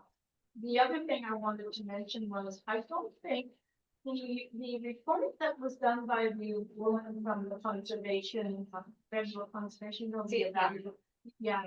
I think that was distributed to the board, was it? Simply, the only reason it is really interesting, it's an excellent way forward for whoever might take over this building and land or the collection. But one of the things that really does say, which kind of astounded me, was, and we were all worried about the place that was going to fall apart because of that heat and all this. And this person said, well, it's survived this many years in this place, and it's really not deteriorated, but it is plaster. And if you try to move it, you're in big trouble. So the recommendation from that report was leave the collection intact in the building. So I think for me, that kind of consolidates. We have to figure out a way to do that. And there is people in the community who are interested in partnering, and there's been a whole flurry of activity that's going on. The other thing was that I've invested, and I told Sally this 100 times, is they also recommend that the collection not be in the basement because it's in a floodplain and plaster gets. So I say, put the water conservation area down there, and if it floods, it's just, you know, nature in motion. Anyway, that's what I want to say. I didn't distribute that to everyone. It's just interesting reading. Yeah. Jeannie? Yep, so Bev kind of stole my thunder. My suggestion was gonna be that it wasn't lost on me when Sally said you want to keep the board fairly tight. And, you know, we don't want to add more people. I don't think being local trumps anybody else that comes on with some expertise. So I like Bev's suggestion that you have a very small board, but you can invite guests. They're welcome to come. They can input to that board member, but they don't have a say. They don't speak at the meetings. Thank you, Jeannie. Richard? Yeah, I was gonna say that under that 1B, that maybe we should be, like, I think the 14 people is a lot of people. I think you almost need a steering committee of that 14, that you have sort of a guiding group that guides 14. And I also think that part of that 1B could be that the committee has the ability to form subcommittees. Which means they, same as what Bev said, that they can bring on people to bring their expertise. So one would be Jeff, what work's already been done? Like that should be, somebody should be reporting on that. And that should be sort of set up before January 1st, so they can hit the ground running. But I think the ability to form subcommittees and having a steering committee, so 14 people are trying to make the decisions. Those, you know, operating decisions. The only other point through this process, I think if I asked it, but have we ever passed a motion and when did we do it to say that we weren't going to be in this business anymore? So, when we were developing the land conservation and resource strategy last year, we actually surveyed the public on this, and I tabled the results back. And in the land conservation and resource strategy, it actually says that we will work to change management to a third party. So it's a goal, it's not a motion that we passed to say we're doing this. Correct, which is why I'm looking for clarification. Right. Well, I think we go through this because I don't think we should pursue anything. And then that would be one of the things that comes out of this is that we have to pass a motion, but we've never passed that motion to do that. That's fine. That was my question. There was a recommendation. It's a policy approved by the board that you want to change management to somebody else, that is. Right, if you're doing that, if we really want to do that, it should be a motion that's like. Hidden in the policy, so not hidden, but in the policy. Exactly why I wanted it Yeah. considered here. Yeah. We not pass a motion though that all category 3 programs would be self-sufficient by a certain date? We said that you're to develop business cases. And implicit in that, I think everybody was assuming that the goal is full cost recovery, but that may or may not be possible for every program, right? I'm just wondering, I'm aware of probably 2 organizations that's coming forward with a proposal.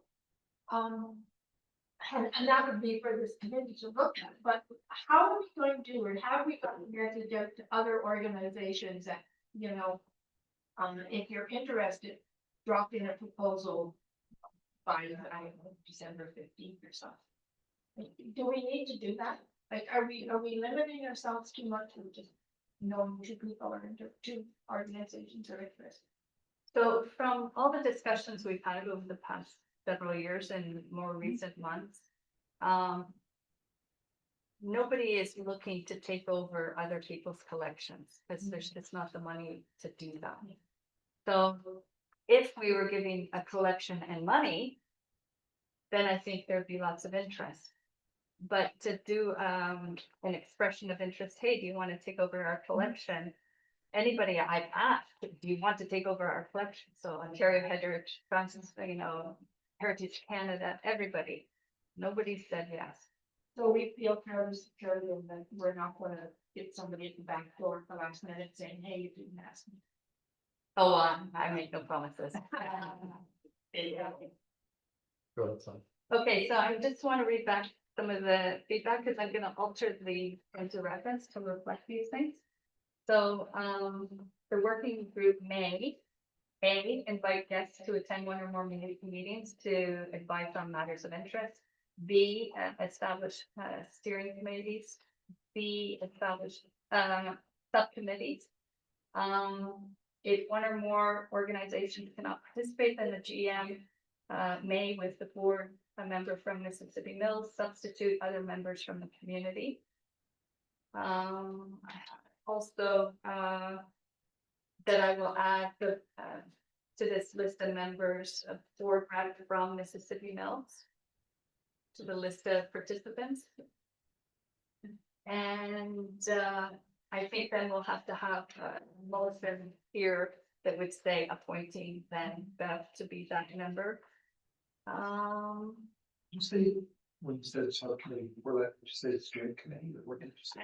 I misspoke, I think. So may establish a subcommittee, one or more subcommittees, and the steering committee. So they're two separate items. Yeah.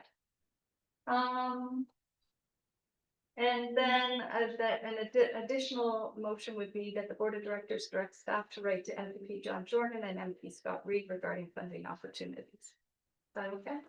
Or you want it more strongly worded? Yeah, I'm good for it. I think inviting their cooperation and their expertise in helping us with this. Okay, inviting their cooperation and support, did you say? Yeah, I don't know, something. Okay, cooperation. Do you want to use the money from speed cameras? Directed to. Yeah, how's it done? Last down. Yeah, how's it done?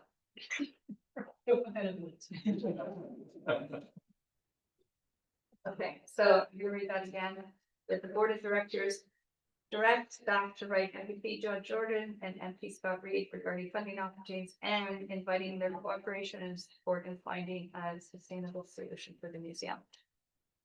Okay? You're changing the terms of reference with that, correct? That's all No, changing. that's because it's a staff direction, it needs to be a motion. Okay.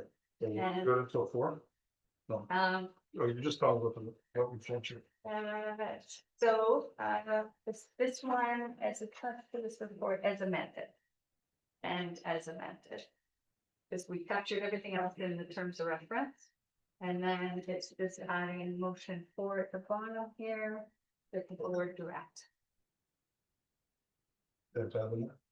That's in the modified terms of reference. I've added her to the list as a board met from Mississippi now.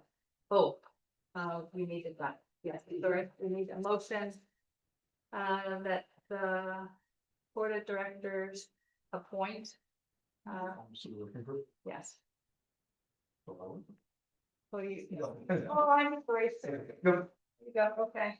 Are there any final questions or comments before I read this long one? Oh, Just ask, who is your member of parliament at the federal level? It's not Scott. it is. Is it? Okay. Is there other members of parliament that we should be contacting, like? I think most of the, watershed is in his. Yes. You might want to CC John Jordan on your letter team. Okay, I'm going to read this. So state motion. And if I lose my voice, you can get in there. The board of directors approve the Mill of Kintail Museum transition plan set out in the report 3520/25. That the terms of reference for the Mill of Kintail Museum working group attached to this report as amended. The assumptions set out in this report being used during the development and evaluation of options. The budget of $15,000 plus HST to retain a consultant to facilitate the activities of the working group. 2. Up to, A budget of $15,000. up to. It's just in the budget. You're gonna be in the 2026 budget. Okay, then why we have to note. 2. The board of directors approve in principle the reassignment of the R. Tate McKenzie Memorial Trust to a community-based group with details to be tabled to the board prior to execution. This one's full. The board of directors directs staff to pause work on updating the Mill of Kintail Museum strategic plan. And B, notify the Ministry of Tourism, Culture and Gaming of the above activities and request an extension to submit an update of the plan to August 31st, 2026 without penalty. That the board, 4, that the board of directors directs staff to write MPP John Jordan and MP Scott Reed regarding fundraising opportunities, funding opportunities, inviting their, I'm trying to read Sally's handwriting. Okay, just that last part. It goes, Okay. inviting their cooperation and support in finding a solution for the museum. Okay, Sorry. okay, and 5. Appointment of Bev Holmes to the working group. So I have someone to move that. Maybe we should property, well, you wanna get this right. Like, they're only two members. City of Ottawa, there's members, there's ones in Redford, so maybe it should be two of them and all other provincial and federal members within the watershed. No, it's good, read it, it's your hand. Okay, to write to NPP John Jordan and NP And then, at Fauna, NP Scott Reed, and other, can I just say appropriate? Other, and all Within the watershed. MPs and NPPs within the watershed. Oh, Good. why don't we write to, I already have it for you, but anyway. We're working group, we decide that. Yeah. Okay, so I need a mover. Mary Lou? Jeff seconds it. All in favor? Carry. Corporate strategic plan, presented by McIntyre. Okay, so this is gonna be quick. I tabled next to final version, but we received some comments coming in late at the gate there. So I now incorporated those changes into the document you have before you. So I'm hoping we can sign off on that today. I did want to take this opportunity to share with you the tremendous amount of work that this organization has done in the 5 years since we adopted that strategic plan in 2021. Of the 27 indicator projects that the board had said, if you complete these, you will have made meaningful progress against those goals and objectives. We were able to complete 24. One is in a work in progress to be completed this year. One was placed on hold due to capacity limits of a partner, and then one was canceled because another partner withdrew. But in addition to those, as I've mentioned earlier today, we keep a running list of needs and of things that need to get done. And I report out to you on those. And so in that attachment, you can see a lot of work was done, and it's literally scores of projects that move the bar for this organization. And that was due in to the incredible effort of the staff, not just in doing the work, but securing the funds to do the work. Because very much the approach we took was seize the day. If there were grants available to do the work, we were going out and finding the money so that we could make progress. And as I'm sure all of you know, grants ebb and flow, what flows from the province and the federal government. And so I just wanted to share with you the tremendous pride I take as the GM and the effort made by all the staff to achieve such an incredible amount of work over the past 5 years. And so I just wanted to share that with you. Are there any questions or comments? Yeah, I think everyone recognizes that, not only Sally, but all the staff over there too, right? And other staff. Absolutely. Yeah. So, no other questions, I'll read the motion. The board of directors approves the 2026 to 2030 corporate strategic plan attachment report 3521/25. I need someone to move that. Dana. Second by Mary Lou. All in favor? Carried. Open data land, Alex.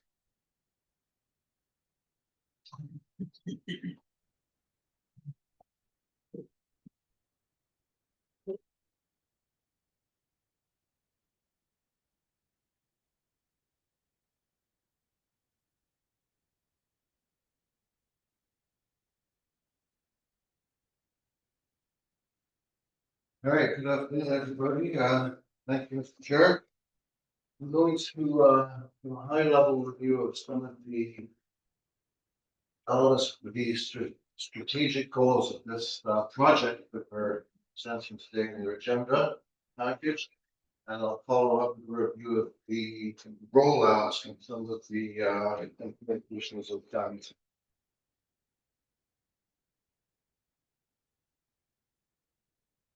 Goal number one, we're looking to modernize our data holdings across all departments and how we deliver them to interested parties. There's two basic goals here. One is defined as governance, Governance is defined as the relationships and the roles of data owner, any data custodian, and the expectations of the user. So in our case, we might have a manager as the owner and his technical staff as custodians, and what the general public would want to see and how they manipulate and use that data. Governance is going to define how we're going to manage our data across the board consistently, and how we're going to release to the public responsibly is going to be define how we govern it with reliable technical tools that are going to make it solid. This data governance has framework that's going to ensure that we apply correct data standards such as quality control, enforce our metadata standards, and finally make sure that we release data under legal compliance. And that's our data governance in a nutshell.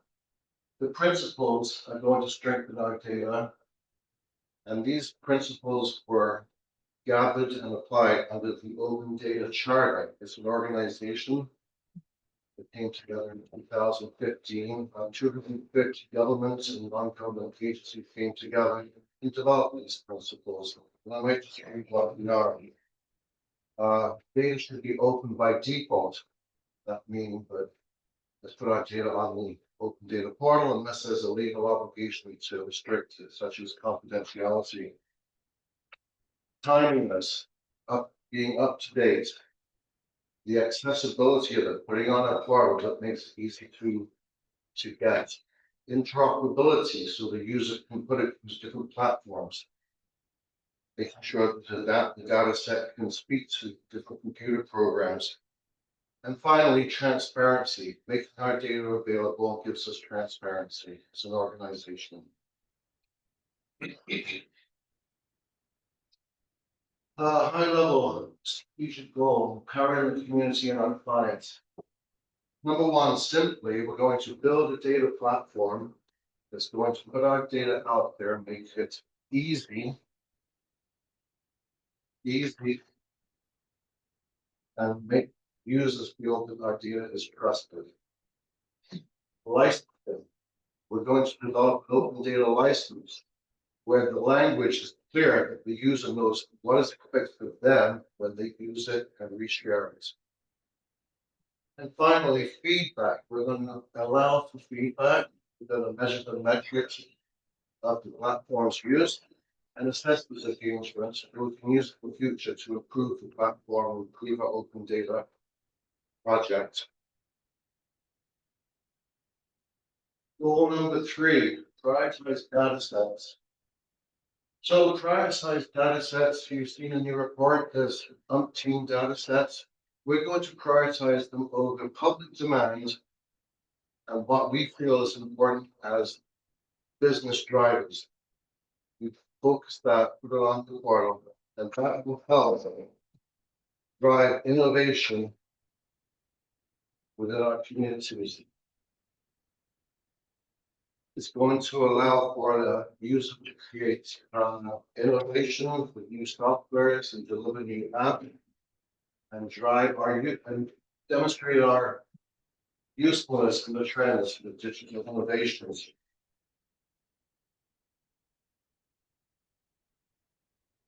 So finally, this phase rollout, we've worked this into a multi-year project.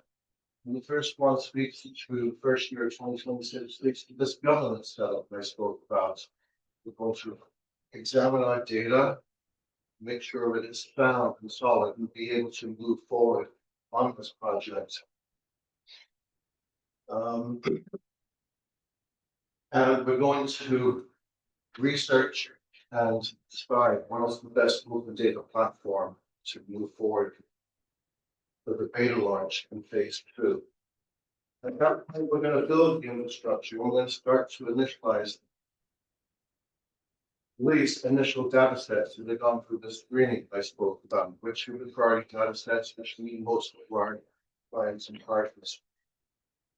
Then it's left to be by phase 3, 29 to 2030. We're going to review these metrics and feedback. So we're going to look for opportunities to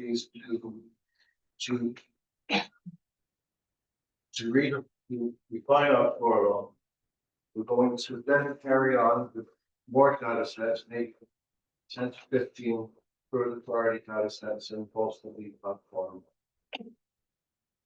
So that's my presentation. I'm going to open up for the discussion. Thank you, Alex. Any questions or comments for Alex? Very good. I'm a bit of a dinosaur in terms of your data. That seems like a very ambitious program. And I know that in the past 2 years, we've been suggesting about data and the introduction of new studies.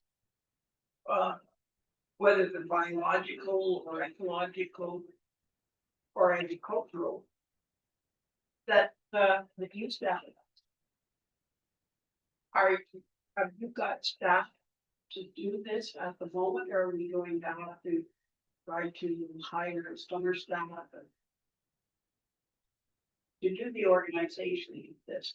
Well, I really think we're in a good position to build this in this time frame with production confident. We have some highly skilled web developers. We have our data, which is available and largely in good shape. We have to go out over it and make sure the standards and the quality is assured. And to your point, a website for both data can be very simple. It can just be a click and grab. There's a download of the current data, the data license. Or we can make it a bit more complicated, such as our current water management web portal, where we currently give out water quality data. But like I said, I think we're in a good position to work on this and to deliver something that's useful and dynamic. So Congratulations. Thank you. So we have So this was one of the last items in our corporate strategic plan that the board had identified 5 years ago. We needed to get moving on this. So to your point now, it's not a quick, easy thing to do. I mean, like Alex has said, it's a piece of work, which is why we did the phased approach to implementation. So we're not anticipating retaining additional staff to do this, which means it needs to be done with existing staff complement alongside what their other work is.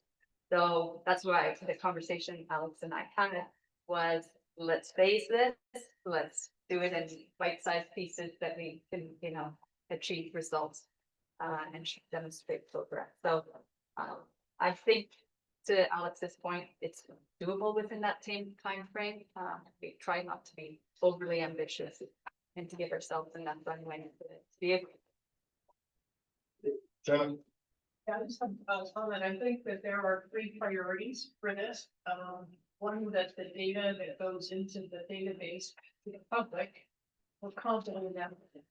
Because we wouldn't want people using data that was wrong. So that, hey, accuracy and confidence in any of number 1. Second, the data, the access to the data should be secure, so that it can't be used as a portal to hack our system. That's really important. And I think and then number 3 would be that we're respecting privacy. So, in the stewardship, that may very well be property locations, things like that. So we just have to be very careful that individual privacy is protected and before any data is released. So those to me are the 3 most important guidelines that I can think of. So thank you. yeah, Swift, I know we haven't go before, but I know we have great people at the city of Ottawa using those data in our whole department. That's very important to the city of Ottawa. So I know we've got connected using Hydro Ottawa, and they say there's only so much we can do to work with, MCPA is different. Yep. But MVCA, but if we want to be connected at all to the city of Ottawa staff, because this is a really important thing for the city of Ottawa, so they might be able to help with things. Great, thank you. Let me know, let them know, or anybody on here, so connect you. Bye, goodbye.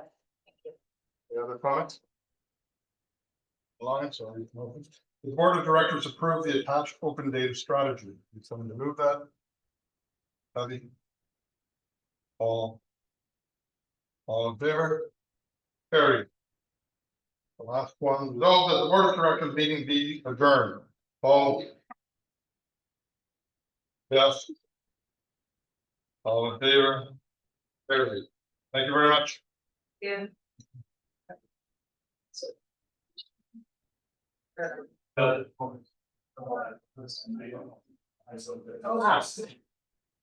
Yes.